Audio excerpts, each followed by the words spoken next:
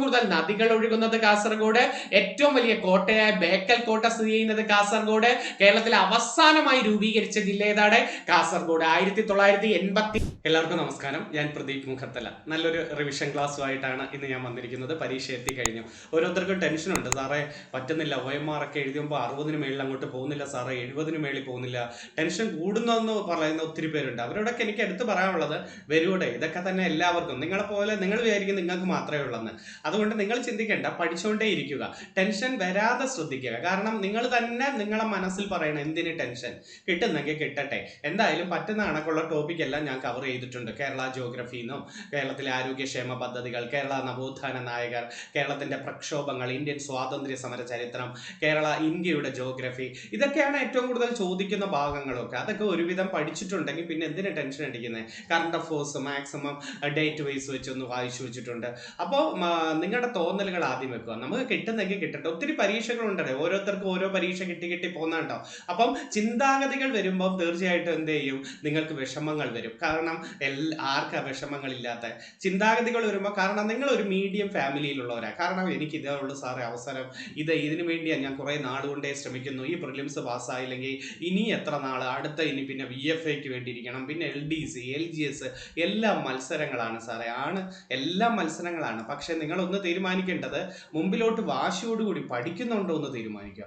കുറേ പേരിൽ നിങ്ങൾ ഒത്തിരി നാളുകൊണ്ടേ സ്വപ്നം കാണുന്നില്ലേ, നല്ലൊരു ജോലി കിട്ടണം, എത്ര നാളുകൊണ്ട് ആഗ്രഹിക്കുന്ന, എല്ലാവരും ജോലി കിട്ടിയവർ പോകുന്ന രീതികളൊക്കെ കാണുന്നതും അവരെ യാത്രകൾ ചെയ്യുന്നതും അവർ ഓഫീസിൽ പോകുന്നതും ഇതൊക്കെ നിങ്ങൾ കണ്ടുകൊണ്ടിരിക്കുക. പിന്നെ നിങ്ങൾക്കൊരു ജോലി കിട്ടിയിട്ട് വേണമല്ലോ വീട്ടിൽ എന്തെങ്കിലുമൊക്കെ നിങ്ങൾ പ്രതീക്ഷയോടുകൂടി നിങ്ങൾ ചെയ്യാൻ ആഗ്രഹിക്കുന്നുണ്ടായിരിക്കും, സ്വപ്നങ്ങൾ കണ്ടായിരിക്കും. ആൺകുട്ടികളാണെങ്കിൽ എത്രയും പെട്ടെന്ന് അച്ഛനെയും അമ്മയും ഒന്ന് സ്വസ്ഥമാക്കണം, പെങ്ങളുടെ കല്യാണം വരുന്നു, അല്ലെങ്കിൽ പെങ്ങൾ അയച്ചതിൻ്റെ ലോൺ അടയ്ക്കാനുണ്ട്. കല്യാണം കഴിച്ച പെൺകുട്ടികളാണെങ്കിൽ എൻ്റെ ഹസ്ബൻഡിനൊരു സഹായമാവുമല്ലോ, അദ്ദേഹത്തിന് ഒരു സഹായം, എൻ്റെ ഒരു ശമ്പളം വരുമ്പം എൻ്റെ മക്കളുടെ പഠിത്തം ഞാനങ്ങ് നോക്കിക്കോളാം, അല്ലെങ്കിൽ വീട്ടിലെ ഫർണിച്ചർ, അല്ലെങ്കിൽ വീട്ടിലെ ചെലവുകൾ അത് ഞാനങ്ങ് നോക്കിക്കോളാം, അല്ലെങ്കിൽ ഇത്ര ചിട്ടിക്ക് ഞാൻ കൊടുക്കാം എന്നൊക്കെ നിങ്ങൾ ആഗ്രഹിക്കുന്നില്ലേ. പിന്നെ രണ്ടാമത്തെ കാര്യം, ചില വീടുകളിലൊക്കെ, ലേഡീസിൻ്റെ വീടുകളിലൊക്കെ ഹസ്ബൻഡ് പ്രശ്നക്കാരനാണ്. അപ്പോഴും ചിന്തിക്കും, എനിക്കൊരു ജോലി ഉണ്ടായിരുന്നെങ്കിൽ എന്തിനും താങ്ങായിട്ട് നിൽക്കായിരുന്നല്ലോ. എപ്പോഴും പൈസ ഇല്ലാത്തവൻ രണ്ടാം തരമാണ്. ഞാൻ എപ്പോഴും പറയാറില്ലേ, രണ്ടാം തരം തന്നെ, വീട്ടിലായാലും നാട്ടിലായാലും രണ്ടാം തരത്തിലാണ്. മറ്റൊരാളെ ആശ്രയിക്കുന്ന നിൽക്കുന്നിടത്തോളം കാലം എപ്പോഴും നിങ്ങൾ രണ്ടാം തരത്തിലാണ്. അതുകൊണ്ട് നിങ്ങളെ കയ്യിൽ കൃത്യമായിട്ട് പൈസ ഉണ്ടോ, നിങ്ങൾക്ക് പവറും ഉണ്ടാവും, നിങ്ങൾക്ക് എന്തൊക്കെ ചെയ്യണമെന്ന് ആഗ്രഹങ്ങൾ വരും, നിങ്ങളുടെ സ്വപ്നങ്ങളും നിങ്ങളുടെ ലക്ഷ്യങ്ങളിൽ എല്ലാം പാസ്സായില്ലെങ്കിലും നിങ്ങളാൽ പറ്റുന്നത് നിങ്ങൾ തീർത്ത് വരും. അതുകൊണ്ട് അതൊക്കെ ഒന്ന് ആലോചിച്ച് മുന്നോട്ട് പോകും, സന്തോഷത്തോടെ മുന്നോട്ട് പോകും. കിട്ടും. പരീക്ഷയ്ക്ക് ഞാൻ ഇനി ഒത്തിരി ഇരുന്ന് കത്തിയടിക്കുന്നില്ല. എന്നാലും ഇന്നത്തെ നല്ലൊരു റിവിഷൻ സെക്ഷൻ പോലെയാണ് ഞാൻ ഇന്ന് കൊണ്ടുവന്നത്. ഇന്ന് ഞാൻ കുറേ നല്ല ക്വസ്റ്റ്യനുകൾ കൊണ്ടുവന്നിട്ടുണ്ട്. അതിനു മുമ്പ് ഞാൻ റിവിഷൻ, പലരും പറയും സാറിൻ്റെ റിവിഷൻ ഇങ്ങനെ കേട്ടാൽ മതി, ഞങ്ങൾക്ക് അങ്ങ് ഫ്രീ കിട്ടുന്ന സമയത്ത് വെച്ചുകൊണ്ടിരുന്ന കേൾക്കാലോ എന്നൊക്കെ. എന്നാലും ഞാൻ അതാണ് ഇന്ന് കേരള ജോഗ്രഫി, ഇന്ത്യൻ സ്വാതന്ത്ര്യ സമരം, ഇതൊക്കെ ആയിരിക്കും. ഒരുവിധം ഞാൻ ബേസ് ചെയ്തൊരു ബുക്ക് വെച്ചിട്ടുണ്ട്, എന്നാൽ കഴിയുന്ന നോട്ടും ഒക്കെ എടുത്തു വെച്ചിട്ടുണ്ട്. അപ്പോൾ അതുമായി ബന്ധപ്പെട്ട് ഞാൻ അങ്ങ് പറഞ്ഞു പോവുകയാണ്. എന്താണ് കേരള സംസ്ഥാനം നിലവിൽ വന്നത്? 1956 നവംബർ 1 അല്ലെ, ഒരു വ്യാഴാഴ്ച ദിവസമാണ് കേരള സംസ്ഥാനം നിലവിൽ വന്നത്. 1956 നവംബർ 1 കേരള ഹൈക്കോടതി വന്നത് ഇതേ ഡേറ്റിലാണ്. കേരള ഹൈക്കോടതി വന്നത് എന്നാന്ന് ചോദിച്ചാലും 1956 നവംബർ 1 കേരള ഹൈക്കോടതിയുടെ ആസ്ഥാനം എവിടെ? കൊച്ചി. കേരള ഹൈക്കോടതിയുടെ ആസ്ഥാനം എവിടെയെന്ന് ചോദിച്ചാൽ കൊച്ചിയാണ്. കേരള ഹൈക്കോടതിയിലെ ആദ്യത്തെ ചീഫ് ജസ്റ്റിസിന്റെ പേര് KT കോശിയാണ്. ആദ്യ ചീഫ് ജസ്റ്റിസ് ചോദിച്ചാൽ KT കോശി. ഇപ്പോഴത്തെ ചീഫ് ജസ്റ്റിസ് സൗമൻ സെൻ ആണ്. കേരള ഹൈക്കോടതിയുടെ ഇപ്പോഴത്തെ ചീഫ് ജസ്റ്റിസ് ആരാണ്? സൗമൻ സെൻ. ഇന്ത്യയിൽ ആദ്യമായി ഹൈക്കോടതി വന്നത് കൊൽക്കത്തയിലാണ്. ഇന്ത്യയിലെ ആദ്യത്തെ ഹൈക്കോടതി എവിടെയെന്ന് ചോദിച്ചാലും, ഇന്ത്യയിലെ ആദ്യത്തെ സുപ്രീം കോടതി എവിടെയെന്ന് ചോദിച്ചാലും കൊൽക്കത്തയിലാണ്. ഇന്ത്യയിലെ ആദ്യത്തെ സുപ്രീം കോടതിയും കൊൽക്കത്തയിലാണ്. പിന്നീട് ഇന്ത്യയുടെ ഇപ്പം കാണുന്ന സുപ്രീം കോടതി ന്യൂഡൽഹിയിലാണ്. 1950 വന്നത്. ഇപ്പോഴത്തെ സുപ്രീം കോടതി ചീഫ് ജസ്റ്റിസിന്റെ പേര് സൂര്യകാന്ത് എന്നതാണ്. അപ്പോൾ സുപ്രീം കോടതി ചീഫ് ജസ്റ്റിസിന്റെ പേര് സൂര്യകാന്ത് എന്നും ഇപ്പോഴത്തെ കേരള ഹൈക്കോടതി ചീഫ് ജസ്റ്റിസിന്റെ പേര് എന്താണ്? സൗമൻ സെൻ. കേരള ഹൈക്കോടതിയുടെ തൊട്ടടുത്തായിട്ടുള്ള വന്യജീവി സങ്കേത കേന്ദ്രമല്ലേ മംഗളവനം? കേരള ഹൈക്കോടതിയുടെ തൊട്ടടുത്തായിട്ട് സ്ഥിതി ചെയ്യുന്ന വന്യജീവി സങ്കേത കേന്ദ്രം ഏതാണ്? മംഗളവനം. കേരളത്തിലെ ഏറ്റവും ചെറിയ പക്ഷി സങ്കേത കേന്ദ്രം ഏതാ? ഏറ്റവും ചെറിയ പക്ഷി സങ്കേത കേന്ദ്രം എന്നും ഏറ്റവും ചെറിയ വന്യജീവി സങ്കേത കേന്ദ്രം എന്നൊക്കെ ചോദിച്ചാലും മംഗളവനം. കൊച്ചിയുടെ ശ്വാസകോശം എന്നറിയപ്പെടുന്നതും ഏതാണ്? മംഗളവനം. ഒരു നഗര ഹൃദയത്തിൽ സ്ഥിതി ചെയ്യുന്ന കേരളത്തിലെ വന്യജീവി സങ്കേത കേന്ദ്രവും ഏതാ? മംഗളവനമാണ്. കണ്ടൽ കാടുകൾ നിറഞ്ഞ കേരളത്തിലെ വന്യജീവി സങ്കേത കേന്ദ്രവും മംഗളവനം. അപ്പൊ കണ്ടൽ കാടുകൾ നിറഞ്ഞതും ഒരു നഗര ഹൃദയത്തിൽ സ്ഥിതി ചെയ്യുന്നതും കൊച്ചിയുടെ ശ്വാസകോശം എന്നൊക്കെ അറിയപ്പെടുന്നത് മംഗളവനമാണ്. ഓർത്തു വെച്ചിരിക്കുക. കണ്ടൽ കാടുകൾ നിറഞ്ഞതാണ്. കണ്ടൽ കാടുകൾക്ക് ആവശ്യമായ മണ്ണ് പീറ്റുമണ്ണല്ലേ? കണ്ടൽ കാടുകൾക്ക് ആവശ്യമായ മണ്ണ് ഏതാണ്? പീറ്റുമണ്ണ്. കേരളത്തിൽ കണ്ടൽ കാടുകൾ നിറഞ്ഞ ഒരു കായലാണ് നമ്മുടെ അഷ്ടമുടി കായൽ അഥവാ ആശ്രാമം കായൽ. കേരളത്തിൽ കണ്ടൽ കാടുകൾ നിറഞ്ഞ കായൽ ഏതെന്ന് ചോദിച്ചാൽ അഷ്ടമുടി കായൽ അഥവാ ആശ്രാമ കായൽ.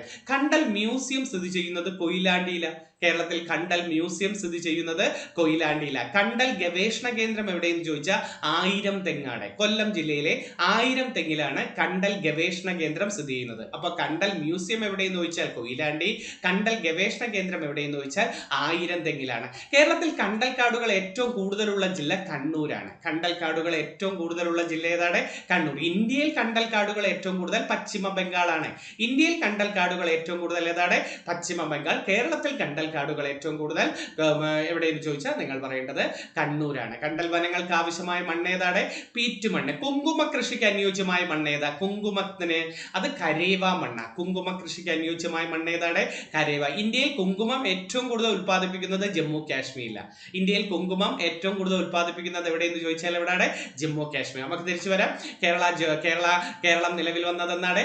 1956 നവംബർ 1 അല്ലെ? ഭാഷാടിസ്ഥാന കമ്മീഷനിൽ വന്ന സമയത്ത് തന്നെ കേരളവും വന്ന അല്ലെ? സംസ്ഥാന പുനഃസംഘടനാ കമ്മീഷൻ വന്ന അവര് നിയമം കൊണ്ടുവന്നപ്പം വന്നു. എന്നാ സംസ്ഥാന പുനഃസംഘടനാ കമ്മീഷൻ രൂപീകരിച്ചത്?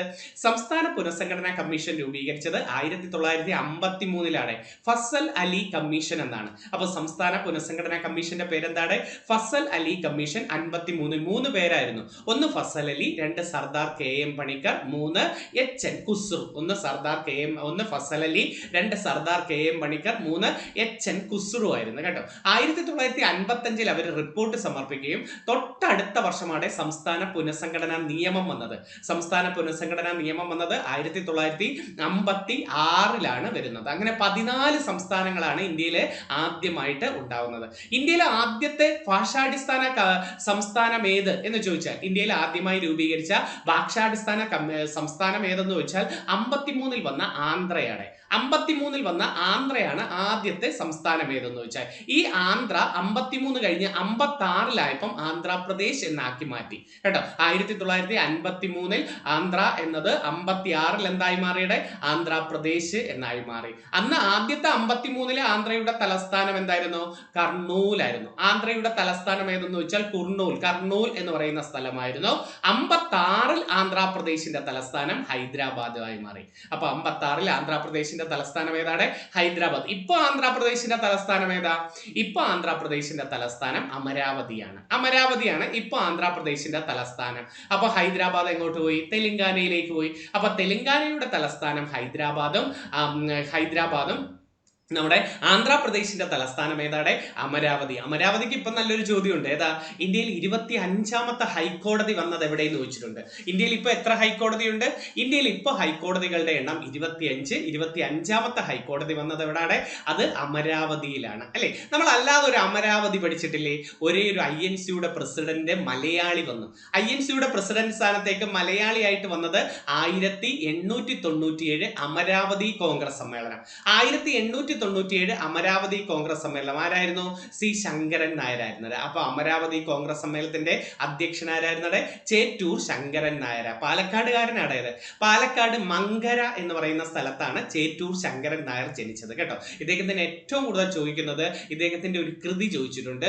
Very very important. ഗാന്ധിജിയും അരാജകത്വവും ആരുടെ കൃതി എന്ന് ചോദിച്ചിട്ടുണ്ട്. അപ്പൊ ഗാന്ധിയും അരാജകത്വവും ആരുടെ കൃതിയാണ്? നമ്മുടെ ചേറ്റൂർ ശങ്കരൻ നായരുടെ കൃതിയാണ് കേട്ടോ. ജാലിയൻ വാലാബാഗ് സമയത്ത് വൈസ്രോയുടെ എക്സിക്യൂട്ടീവ് കൗൺസിൽ അംഗത്വം രാജിവെച്ച മലയാളി ആരെന്ന് ചോദിച്ചിട്ടുണ്ട്. അതും ചേറ്റൂർ ശങ്കരൻ നായർ. ഏത് വർഷമായിരുന്നു? 1897 INC പ്രസിഡന്റ് ആവുന്നത്. പാലക്കാടുകാരനാണ്. നമുക്ക് പാലക്കാടുകാരൻ വേറൊരു ഫേമസ് വ്യക്തിയുണ്ട്. ആരാന്നറിയാമോ? പാലക്കാട് VP മേനോൻ ചോദിക്കും. എന്താ? നാട്ടുരാജ്യങ്ങൾ സംയോജിപ്പിക്കാൻ സർദാർ പട്ടേലിനെ സഹായിച്ച മലയാളി ആരാണ്? നാട്ടുരാജ്യങ്ങൾ സംയോജിപ്പിക്കാൻ സർദാർ പട്ടേലിനെ സഹായിച്ച മലയാളി VP മേനോൻ. പാലക്കാട് ഒറ്റപ്പാലംകാരനാ. പാലക്കാട് ഒറ്റപ്പാലം വേറൊരു നല്ലൊരു ചോദ്യമുണ്ട്. എന്താ ഒറ്റപ്പാലം? 1921 ആദ്യത്തെ കേരളത്തിലെ അഖില കേരള രാഷ്ട്രീയ സമ്മേളനം നടന്നത്. അഖില കേരള രാഷ്ട്രീയ സമ്മേളനം നടന്നത് 1921 ഒറ്റപ്പാലത്താണ്. അത് എപ്പോഴും ചോദിക്കുന്ന ക്വസ്റ്റ്യൻ ആണ്. അതിന്റെ ആദ്യത്തെ അധ്യക്ഷൻ ടി പ്രകാശമായിരുന്നു. അപ്പൊ അഖില കേരള രാഷ്ട്രീയ സമ്മേളനത്തിന്റെ അധ്യക്ഷൻ ആരാണ്? ടി പ്രകാശം. ആന്ധ്ര കേസരി എന്നല്ലേ ടി പ്രകാശത്തെ വിളിക്കുന്നത്? ആന്ധ്ര കേസരി എന്നാണ് ടി പ്രകാശം വിളിക്കുന്നത്. നമുക്ക് ഒരു മലബാർ ജില്ലാ കോൺഗ്രസ് സമ്മേളനം നടന്ന വർഷം എന്താ? മലബാർ ജില്ലാ കോൺഗ്രസ് സമ്മേളനം അത് 1916 പാലക്കാട് വെച്ചാണ്. അപ്പൊ മലബാർ ജില്ലാ കോൺഗ്രസ് സമ്മേളനം ആദ്യമായി നടന്നത് ഏത് വർഷമാണ്? 1916 പാലക്കാട് വെച്ച്. അതിന് ആദ്യത്തെ അധ്യക്ഷയായിട്ട് പറയുന്നത് ആനി ബസന്റ് ആണ്. ആദ്യത്തെ അധ്യക്ഷ ഏതാണ്? Annie Besant. മലബാർ ജില്ലാ കോൺഗ്രസ് സമ്മേളനത്തിന്റെ അവസാനത്തെ വർഷം 1920 ആണ്. 20 മഞ്ചേരിയിൽ വെച്ചാണ് നടന്നത്. കസ്തൂരി രംഗ അയ്യങ്കാർ എന്ന് പറയുന്ന ആളാണ് അധ്യക്ഷൻ. അത് രണ്ടും എപ്പോഴും ചോദിക്കും. അപ്പൊ മലബാർ ജില്ലാ കോൺഗ്രസ് സമ്മേളനം നടന്ന വർഷം 1920 ആദ്യത്തെ അധ്യക്ഷ ആനി ബസന്റ്. നടന്നത് പാലക്കാടാണ്. ഈ 16 നടന്നത്. ആദ്യത്തെ അധ്യക്ഷ ആനി ബസന്റ് ആണ്, പാലക്കാടാണ്. 20 അവസാനത്തെ സമ്മേളനം നടന്നത് മഞ്ചേരിയിലാണ്. മഞ്ചേരിയിൽ അതിന്റെ അധ്യക്ഷ കസ്തൂരി രംഗ അയ്യങ്കാർ. നിങ്ങൾക്ക് ചോദിക്കാൻ പറ്റിയൊരു ചോദ്യം പറയട്ടെ. തിരുക്കൊച്ചി സംയോജനം നടന്നത് എന്നൊരു ചോദ്യമുണ്ട്. തിരുക്കൊച്ചി സംയോജനം നടന്നത് 1949 ജൂലൈ 1 തിരുക്കൊച്ചി സംയോജനം നടന്ന വർഷം. ഡേറ്റ് തെറ്റരുത്. 1949 ജൂലൈ 1. പിന്നെയുണ്ട് തിരുവനന്തപുരം ജില്ല വന്നതും ഇതേ ഡേറ്റ്. കൊല്ലം ജില്ല, കോട്ടയം ജില്ല, തൃശ്ശൂർ ജില്ല. തിരുവനന്തപുരം, കൊല്ലം, കോട്ടയം, തൃശ്ശൂർ ഇതൊക്കെ വന്നത് 1949 ജൂലൈ 1 അത് ഓർത്തു വെച്ചിരിക്കുക. അപ്പം തിരുക്കൊച്ചി സംയോജനം നടന്ന ഡേറ്റ് എപ്പോഴും ചോദിക്കും. 49 ജൂലൈ 1. അപ്പൊ നമ്മൾ ഒന്നാമത്തെ ചോദ്യത്തിൽ നിന്ന് ഇപ്പോൾ പോയത് 1956 നവംബർ 1 കേരളം വരുന്നത്. കേരളം നിലവിൽ വരുമ്പോൾ എത്ര ജില്ലകൾ ഉണ്ടായിരുന്നു എന്ന് ചോദിച്ചിട്ടുണ്ട്. മൊത്തം 5 ജില്ലകളാണ്. കേരളം നിലവിൽ വരുമ്പോൾ 5 ജില്ലകൾ. തിരുവനന്തപുരമുണ്ട്, കൊല്ലമുണ്ട്, കോട്ടയമുണ്ട്, തൃശ്ശൂരുണ്ട്, പിന്നെ മലബാർ എന്ന് പറഞ്ഞൊരു ജില്ലയുണ്ടായിരുന്നു. അപ്പൊ തിരുവനന്തപുരം, കൊല്ലം, കോട്ടയം, തൃശ്ശൂര്, മലബാർ ഇത്രയായിരുന്നു നമുക്ക് ഉള്ളത്. ഓക്കെ. ഈ നമ്മുടെ കേരളത്തിന്റെ പരസ്യവാചകമല്ലേ ദൈവത്തിന്റെ സ്വന്തം നാട് എന്നറിയപ്പെടുന്നത്?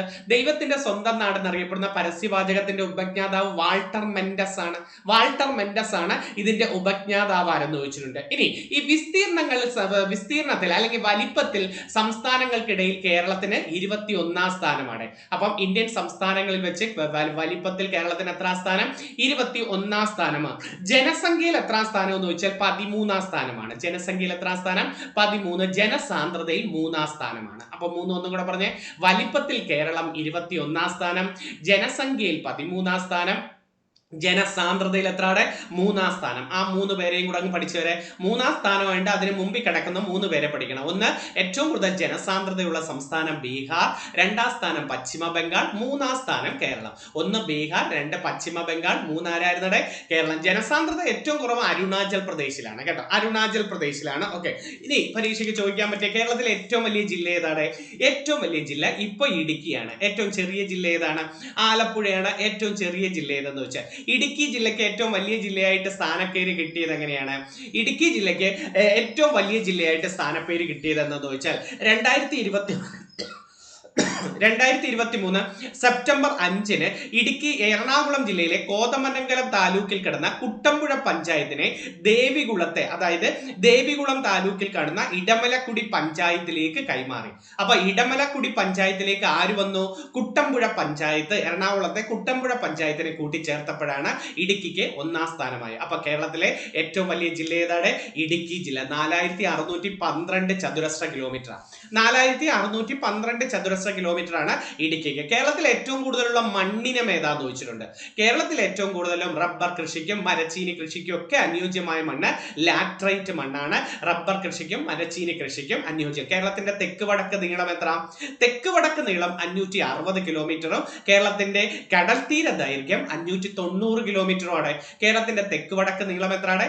560 കിലോമീറ്ററും കേരളത്തിന്റെ കടൽ തീര ദൈർഘ്യം എത്രയാണ്? 590 കിലോമീറ്റർ. കടൽ തീരം ഏറ്റവും കൂടുതലുള്ള ജില്ല ഏതാ? കടൽ തീരം ഏറ്റവും കൂടുതലുള്ളത് കണ്ണൂരിനും, കടൽ തീരം കുറവോ കൊല്ലം ജില്ലയ്ക്കാണ് കടൽ തീരം കുറവ്. അപ്പൊ കടൽ തീരം 3 സീകൾ നമ്മളെ പറയും. ഏതാണ്? കാവച്ച് 3 എണ്ണം കൂടുതൽ കണ്ണൂരിന്, കാവച്ച് 3. ഏതൊക്കെയാ? കശുവണ്ടി കൂടുതൽ, കടൽ തീരം കൂടുതൽ, പിന്നെ ഏതാ? കണ്ടൽക്കാടുകൾ കൂടുതൽ. അപ്പൊ കശുവണ്ടി കൂടുതൽ കണ്ണൂരിന്, കടൽ തീരം കൂടുതൽ കണ്ണൂരിന്, കണ്ടൽക്കാടുകൾ കൂടുതൽ ഏത് ജില്ലയ്ക്കാണ്? കണ്ണൂർ ജില്ലയ്ക്കാണ് പറയേണ്ടത്. സെന്റ് ആഞ്ചലോസ് കോട്ട സ്ഥിതി ചെയ്യുന്നത് കണ്ണൂർ ജില്ലയിലല്ലേ? ഫേമസ് ആയ യൂറോപ്യന്മാർ പണിയെടുപ്പിച്ച സെന്റ് ആഞ്ചലോസ് കോട്ട സ്ഥിതി ചെയ്യുന്നത് എവിടെയാണ്? കണ്ണൂർ ജില്ലയിലാണ് പറയേണ്ടത്. ഓക്കെ, ഇനി നമുക്ക് ബേസിക് ക്വസ്റ്റ്യൻ കേരളത്തിലേക്ക്. കേരളത്തിൽ മൊത്തം 14 ജില്ലകളാണ്. അതുകൊണ്ട് എത്ര ജില്ലാ പഞ്ചായത്ത് ഉണ്ടെന്ന് ചോദിച്ചാൽ നമ്മൾ പറയേണ്ടത് എത്രയാണ്? 14 ജില്ലാ പഞ്ചായത്ത്. ഗ്രാമപഞ്ചായത്ത് 941 ആണ്. അപ്പൊ കേരളത്തിൽ എത്ര ഗ്രാമപഞ്ചായത്തുകളുണ്ട്? 941. ബ്ലോക്ക് പഞ്ചായത്തുകൾ 152, ജില്ല 14. അപ്പൊ 3 എണ്ണം പഠിച്ചേ. ഏതൊക്കെയാണ്? എത്ര ഗ്രാമപഞ്ചായത്തുകൾ ഉണ്ടെന്ന് ചോദിച്ചാൽ 941. എത്ര ബ്ലോക്ക് പഞ്ചായത്ത് ഉണ്ടെന്ന് ചോദിച്ചാൽ 152. ജില്ലാ പഞ്ചായത്ത് എത്ര എന്ന് ചോദിച്ചാൽ 14 പറയേണ്ടത്. കേരളത്തിൽ മൊത്തം മുനിസിപ്പാലിറ്റികളുടെ എണ്ണം 87 ആണ്. മുനിസിപ്പാലിറ്റികളുടെ എണ്ണം 87, താലൂക്കുകൾ 78. അപ്പൊ മുനിസിപ്പാലിറ്റികൾ 87, താലൂക്കുകൾ എത്രയാണ്? താലൂക്കുകൾ എത്ര എന്ന് ചോദിച്ചാൽ 78 ആണ്. റവന്യൂ ഡിവിഷൻ 27, റവന്യൂ വില്ലേജുകളാണ് 1666. അപ്പൊ റവന്യൂ ഡിവിഷനുകൾ 27, റവന്യൂ വില്ലേജുകൾ 1666. നമുക്ക് എത്ര കോർപ്പറേഷൻ ഉണ്ട്? മൊത്തം 6 കോർപ്പറേഷൻ ആണുള്ളത്. അപ്പം മുനിസിപ്പാലിറ്റികൾ 87, താലൂക്ക് 78, കോർപ്പറേഷൻ 6. കോർപ്പറേഷൻ എത്ര ഉണ്ട്? 6. ഇനി കേരളത്തിൽ എത്ര നിയമസഭാ സീറ്റുകളുണ്ട്? നിയമസഭാ സീറ്റുകൾ 140 എണ്ണമാണ്. കേരളത്തിൽ എത്ര നിയമസഭാ സീറ്റുകളുണ്ട്? 140 ആണ് നിയമസഭാ. സാമാജികർ എത്ര? സീറ്റുകൾ എത്രയാണെന്ന് ചോദിച്ചു. ഓക്കെ, ഇന്ത്യയിൽ പട്ടികജാതി സംവരണ മണ്ഡലം കേരളത്തിൽ നിന്ന് എത്രയാണ്? കേരളത്തിൽ പട്ടികജാതി സംവരണ മണ്ഡലം 2 മണ്ഡലങ്ങളാണ്. സുൽത്താൻ ബത്തേരിയും മാനന്തവാടിയുമാണോ? അല്ല, അത് എപ്പോഴും എല്ലാവർക്കും കണ്ടു. ഇന്ത്യയിലെ ലോകസഭയിലേക്കുള്ള പട്ടികജാതി സംവരണ മണ്ഡലങ്ങൾ ആലത്തൂരും മാവേലിക്കരയാണ്. മറന്നുപോരുതേ, നിങ്ങൾക്ക് പരീക്ഷയ്ക്ക് ലോകസഭയിലേക്കുള്ള പട്ടികജാതി സംവരണ മണ്ഡലങ്ങൾ ഏതൊക്കെയാണ്? ആലത്തൂരും മാവേലിക്കരയും. ഇനി കേരളത്തിൽ പട്ടികജാതിക്കാർക്കും പട്ടികവർഗക്കാർക്കും സംവരണ മണ്ഡലമുണ്ട്. കേരള നിയമസഭയിൽ പട്ടികജാതിക്കാർക്കായിട്ട് 14 സംവരണ മണ്ഡലങ്ങളും പട്ടികവർഗക്കാർക്കായിട്ട് 2 സംവരണ മണ്ഡലങ്ങളേ ഉള്ളൂ. ആ 2 എണ്ണമാണ് പട്ടികവർഗക്കാർക്കുള്ളത്. സുൽത്താൻ ബത്തേരിയും മാനന്തവാടിയുമാണ് 2 പട്ടികവർഗ മണ്ഡലങ്ങൾ. ഓക്കെ, ഇനി കേരളത്തിൽ എത്ര ലോകസഭാ സീറ്റുകളുണ്ട്? ലോകസഭയിലേക്ക് 20 പേരും രാജ്യസഭയിലേക്കോ 9 പേരുമാണ് കേരളത്തിൽ നിന്ന് പോകുന്നത്. അപ്പൊ ലോകസഭയിലേക്ക് 20 പേരും രാജ്യസഭയിലേക്ക് 9. കടൽ തീരമുള്ള കേരളത്തിൽ എത്ര ജില്ലകളുണ്ട്? കടൽ തീരം കേരളത്തിൽ 9 ജില്ലക്കാണ്. കടൽ തീരം കുറവ്, കടൽ തീരം ഇല്ലാത്തത് 5 ജില്ലക്കാണ്. കടൽ തീരം ഉള്ളത് 9 ജില്ല, കടൽ തീരം ഇല്ലാത്തത് 5 ജില്ലക്ക്. ഏതൊക്കെയാണ് കടൽ തീരം ഇല്ലാത്ത 5 ജില്ലകൾ? കടൽ തീരം ഇല്ലാത്ത 5 ജില്ലകൾ പത്തനംതിട്ടയ്ക്കില്ല, കോട്ടയത്തിനില്ല, ഇടുക്കിക്കില്ല, പാലക്കാടിനില്ല, വയനാടിനില്ല. പത്തനംതിട്ട, കോട്ടയം, ഇടുക്കി, പാലക്കാട്, വയനാട്, ഇത്രയും പേർക്ക് എന്തില്ല? കടൽ തീരമില്ല. കടൽ തീരം കൂടുതൽ ആർക്കാണ്? കടൽ തീരം കൂടുതൽ കണ്ണൂരിനും, കടൽ തീരം കുറവാർക്കാണ്? കൊല്ലം ജില്ലയ്ക്കാണ് കടൽ തീരം കുറവ്. എവിടെയെന്ന് ചോദിച്ചിട്ടുണ്ട്. ജനസംഖ്യ കൂടിയ കേരളത്തിലെ ജില്ല ഏതാണ്? മലപ്പുറം ജില്ല അല്ലെ? ജനസംഖ്യ ഏറ്റവും കൂടുതലുള്ള കേരളത്തിലെ ജില്ല ഏതാണ്? മലപ്പുറം ജില്ലയിലാണ്. ജനസംഖ്യ കുറവ് വയനാട്ട് ജില്ലയിലാണ്. ജനസംഖ്യ കുറവ്. ജനസാന്ദ്രതയുടെ കാര്യം നോക്കാം. ജനസാന്ദ്രത ഏറ്റവും കൂടിയ ജില്ല ഏതെന്ന് ചോദിച്ചാൽ തിരുവനന്തപുരമാണ്. ജനസാന്ദ്രത കുറവ് ഇടുക്കിക്കാണ്. ജനസാന്ദ്രത കൂടുതൽ തിരുവനന്തപുരം, ജനസാന്ദ്രത കുറവ് എവിടെയാണ്? ഇടുക്കിക്കാണ് ജനസാന്ദ്രത കുറവ്. സാക്ഷരത ഏറ്റവും കൂടിയ ജില്ല പത്തനംതിട്ടയാണ്. സാക്ഷരത ഏറ്റവും കൂടിയ ജില്ല ഏതാണ്? പത്തനംതിട്ട. സാക്ഷരത കുറവ് പാലക്കാടുകാരാണ്. സാക്ഷരത കുറവ് എവിടെയാണ്? പാലക്കാടുകാരാണ്. സ്ത്രീ പുരുഷ അനുപാതം കൂടുതൽ കണ്ണൂരിനാണ്. സ്ത്രീ പുരുഷ അനുപാതം കൂടുതൽ ഏതാണ്? കണ്ണൂരിനും. സ്ത്രീ പുരുഷ അനുപാതം കുറവ് ഇടുക്കി ജില്ലയിലും. അതും ബേസ് ക്വസ്റ്റ്യൻ തെറ്റരുത്. സ്ത്രീ പുരുഷ അനുപാതം കൂടുതൽ കണ്ണൂരിനും, സ്ത്രീ പുരുഷ അനുപാതം കുറവ് എവിടെയാണ്? ഇടുക്കി ജില്ലയ്ക്കുമാണ് നമ്മൾ പറയേണ്ടത്. ഇനി ഏറ്റവും കൂടുതൽ നദികൾ ഒഴുകുന്ന ജില്ല കാസർഗോഡ് ജില്ലയാണ്. കേരളത്തിൽ നിന്ന് ഏറ്റവും കൂടുതൽ നദികൾ ഒഴുകുന്ന ജില്ല കാസർഗോഡ്. കേരളത്തിൽ ഏറ്റവും കൂടുതൽ ദേശീയ പാർക്കുകളും കേരളത്തിൽ ഏറ്റവും കൂടുതൽ വന്യജീവി സങ്കേത കേന്ദ്രങ്ങളും ഉള്ളത് ഇടുക്കി ജില്ലയിലാണ്. ഏറ്റവും കൂടുതൽ ദേശീയ പാർക്കുകളും ഏറ്റവും കൂടുതൽ വന്യജീവി സങ്കേത കേന്ദ്രങ്ങളും ഉള്ളത് ഏതാണ്? ഇടുക്കി ജില്ലയിലാണ്. പട്ടികജാതിക്കാർ ഏറ്റവും കൂടുതൽ പാലക്കാടാണ്. പട്ടികജാതിക്കാർ ഏറ്റവും കൂടുതൽ പാലക്കാടും, പട്ടിക വർഗക്കാർ ഏറ്റവും കൂടുതൽ വയനാട്ടിലുമാണ്. പട്ടിക വർഗക്കാർ ഏറ്റവും കൂടുതൽ കൂടുതൽ എവിടെയാണ്? വയനാട്ടിലാണ്. വനം ഏറ്റവും കൂടുതലുള്ള ജില്ല ഏതെന്ന് ചോദിച്ചാൽ നിങ്ങൾ പറയേണ്ടത് ഇടുക്കി ജില്ലയാണ്. വനം ഏറ്റവും കൂടുതലുള്ള ജില്ല ഏതാണ്? ഇടുക്കി ജില്ലയാണ് വനം ഏറ്റവും കൂടുതൽ. ഇനി ശതമാനാടിസ്ഥാനത്തിൽ വനം ഏറ്റവും കൂടുതൽ എന്ന് ചോദിച്ചാൽ വയനാട് എഴുതാവേ. അപ്പൊ വനം ഏറ്റവും കൂടുതൽ ഇടുക്കി, ശതമാനാടിസ്ഥാനത്തിൽ വനം കൂടുതൽ എവിടെയാണ്? അത് വയനാട്ടിലാണ്. വനം ഏറ്റവും കുറവുള്ള ജില്ല ഏതാണ്? അത് ആലപ്പുഴയാണ്. വനം ഏറ്റവും കുറവുള്ള ജില്ല ഏതാണ്? ആലപ്പുഴ. ഏറ്റവും കൂടുതൽ റിസർവ് വനങ്ങൾ എന്ന് ചോദിച്ചാൽ ഏറ്റവും കൂടുതൽ റിസർവ് വനങ്ങൾ പത്തനംതിട്ടയ്ക്കാണ്. കണ്ടോ, വനം ഏറ്റവും കൂടുതൽ ഇടുക്കിക്കും ഏറ്റവും കൂടുതൽ റിസർവ് വനങ്ങൾ ഉള്ള ജില്ല ഏതാണ്? പത്തനംതിട്ടയാണ്. റിസർവ് വനങ്ങൾ കുറവ് ആലപ്പുഴയ്ക്കാണ്. ആലപ്പുഴയിൽ ഒരേ ഒരു റിസർവ് വനമുണ്ട്, അതെടുത്ത് ചോദിക്കും, വീയപുരം. അപ്പൊ ആലപ്പുഴയിലെ ഒരേ ഒരു റിസർവ് വനം ഏതാണ്? വീയപുരമാണ് ആലപ്പുഴയിൽ ഒരേ ഒരു റിസർവ് വനം. അതുപോലെ ഈ പത്തനംതിട്ട ജില്ലയിലല്ലേ ഗവി സുഖവാസ കേന്ദ്രം. അപ്പൊ ഗവി എവിടെയെന്ന് ചോദിച്ചാലും ചരൽക്കുന്ന് വിനോദസഞ്ചാര കേന്ദ്രം പത്തനംതിട്ടയിലാണ്. ചരൽക്കുന്ന് വിനോദസഞ്ചാര കേന്ദ്രം, ഗവി, ഇതൊക്കെ ഏത് ജില്ലയിൽ എന്ന് ചോദിച്ചാൽ നിങ്ങൾ പറയേണ്ടത് ഏതാണ്? പത്തനംതിട്ട ജില്ലയിൽ. പെരുന്തേനരുവി വെള്ളച്ചാട്ടം പമ്പാ നദിയിൽ പത്തനംതിട്ടയിലാണ്. അപ്പൊ പത്തനംതിട്ടയിലാണ് പെരുന്തേനരുവി വെള്ളച്ചാട്ടം. കേരളത്തിൽ ആദ്യമായി എയ്ഡ്സ് റിപ്പോർട്ട് ചെയ്തതും പത്തനംതിട്ട ജില്ലയിലെ തിരുവല്ലയിലാണ്. കേരളത്തിൽ ആദ്യമായി എയ്ഡ്സ് റിപ്പോർട്ട് ചെയ്തത് 1987-ലാണ്. ഈ ലോകത്ത് ആദ്യമായി എയ്ഡ്സ് റിപ്പോർട്ട് ചെയ്തത് 1981-ലും. ഇന്ത്യയിൽ ആദ്യമായിട്ട്, ലോകത്ത് ആദ്യമായി എയ്ഡ്സ് റിപ്പോർട്ട് ചെയ്തത് അമേരിക്കയിൽ 81. ഇന്ത്യയിൽ ആദ്യമായി എയ്ഡ്സ് റിപ്പോർട്ട് ചെയ്തത് 86-ലാണ്. 86-ല് നമ്മുടെ ഇന്ത്യയിൽ ആദ്യമായി എയ്ഡ്സ് റിപ്പോർട്ട് ചെയ്തത് ചെന്നൈയിലാണ്. 87-ൽ കേരളത്തിൽ ആദ്യമായി എയ്ഡ്സ് റിപ്പോർട്ട് ചെയ്തത് തിരുവല്ലയിലാണ്, അല്ലെ? പത്തനംതിട്ട ജില്ലയിലെ ഏക റെയിൽവേ സ്റ്റേഷൻ ഏതാ? തിരുവല്ലയാണ്. പത്തനംതിട്ട ജില്ലയിലെ ഏക റെയിൽവേ സ്റ്റേഷൻ ഏതെന്ന് ചോദിച്ചാൽ ഈ തിരുവല്ലയിലെ പരീക്ഷയ്ക്ക് ചോദിച്ചിട്ടുണ്ട്, താറാവ് വളർത്തൽ കേന്ദ്രം എവിടെ? കേരളത്തിൽ താറാവ് വളർത്തൽ കേന്ദ്രം എവിടെയാണ്? തിരുവല്ലയ്ക്ക് അടുത്തുള്ള നിരണം എന്ന് പറയുന്ന സ്ഥലത്താണ് താറാവ് വളർത്തൽ കേന്ദ്രം. എവിടെയാണ്? നിരണം എന്ന് പറയുന്ന സ്ഥലത്ത്. അപ്പോൾ പത്തനംതിട്ട ജില്ലയിലെ ഏക റെയിൽവേ സ്റ്റേഷൻ ഏതാണ്? ഏക റെയിൽവേ സ്റ്റേഷൻ ഏതെന്ന് ചോദിച്ചാൽ നിങ്ങൾ പറയേണ്ടത് തിരുവല്ലയാണ് പറയേണ്ടത്. അതുപോലെ പരീക്ഷയ്ക്ക് ചോദിക്കാം, എയ്ഡ്സ് ദിനം എന്നാ? എയ്ഡ്സ് ദിനം ഡിസംബർ 1, അല്ലെ? എയ്ഡ്സ് ദിനം ഡിസംബർ 1. എയ്ഡ്സിന് സ്ഥിരീകരണ ടെസ്റ്റ് ഏതാന്ന് ചോദിക്കും. വെസ്റ്റേൺ ബ്ലോട്ട് ടെസ്റ്റ് ആണ്. എയ്ഡ്സ് സ്ഥിരീകരണ ടെസ്റ്റ് ഏതാണ്? എയ്ഡ്സ് നിർണയ ടെസ്റ്റുകൾ ഏതൊക്കെയെന്ന് ചോദിച്ചാൽ എലിസ ടെസ്റ്റ്, നേവ ടെസ്റ്റ്, വെസ്റ്റേൺ ബ്ലോട്ട് ടെസ്റ്റ്, ഇതെല്ലാം നമുക്ക്. അതിൽ എയ്ഡ്സ് സ്ഥിരീകരണ ടെസ്റ്റ് എന്ന് എടുത്ത് ചോദിച്ചാൽ നിങ്ങൾ വെസ്റ്റേൺ ബ്ലോട്ട് ടെസ്റ്റ്. എയ്ഡ്സ് ബാധിക്കുന്ന അവയവം ലിംബോസൈറ്റുകളെയാണ്. എയ്ഡ്സ് ബാധിക്കുന്നത് എവിടെയാണ്? ലിംബോസൈറ്റുകളെയാണ് എയ്ഡ്സ്. അപ്പൊ ഡിസംബർ 1 ഏത് ദിനം? എയ്ഡ്സ് ദിനമാണ് ഡിസംബർ 1. അപ്പൊ ലിംബോസൈറ്റുകളെയാണ് എയ്ഡ്സ് ബാധിക്കുന്നത്. ഈ പാപ്സ്മിയർ ടെസ്റ്റ് കേട്ടിട്ടുണ്ടോ? പാപ്സ്മിയർ ടെസ്റ്റ് ഗർഭാശയ ക്യാൻസർ നിർണയം. ഗർഭാശയ ക്യാൻസർ നിർണയം പാപ്സ്മിയർ ടെസ്റ്റ് ആണ്. സ്തനാർബുദമാണ് മാമോഗ്രാഫി ടെസ്റ്റ്. അപ്പൊ സ്തനാർബുദം ഏതാണ്? Mammography test. അതുപോലെ പരീക്ഷയ്ക്ക് ചോദിക്കാം, ഇഷിഹാര ടെസ്റ്റ് വർണ്ണാന്തത. ഇഷിഹാര ടെസ്റ്റ് ഏതാണ്? വർണ്ണാന്തത. റോസ് ബംഗാൾ ടെസ്റ്റ് ആണ് നിശാന്തത. അപ്പൊ ഇഷിഹാര ടെസ്റ്റ് ഏതാണ്? വർണ്ണാന്തത. റോസ് ബംഗാൾ ടെസ്റ്റ് ഏതാണ്? റോസ് ബംഗാൾ ടെസ്റ്റ് ഏതെന്ന് ചോദിച്ചാൽ നിങ്ങൾ നിശാന്തതയാണ് നമ്മൾ പറയേണ്ടത്. അതുപോലെ ബിലിറുബിൻ ടെസ്റ്റ് മഞ്ഞപ്പിത്തമാണ്. ബിലിറുബിൻ ടെസ്റ്റ് ആണ് മഞ്ഞപ്പിത്തം. Schick test diphtheria. Schick test diphtheria. Widal test ആണ് typhoid. Schick test diphtheria, Widal test typhoid.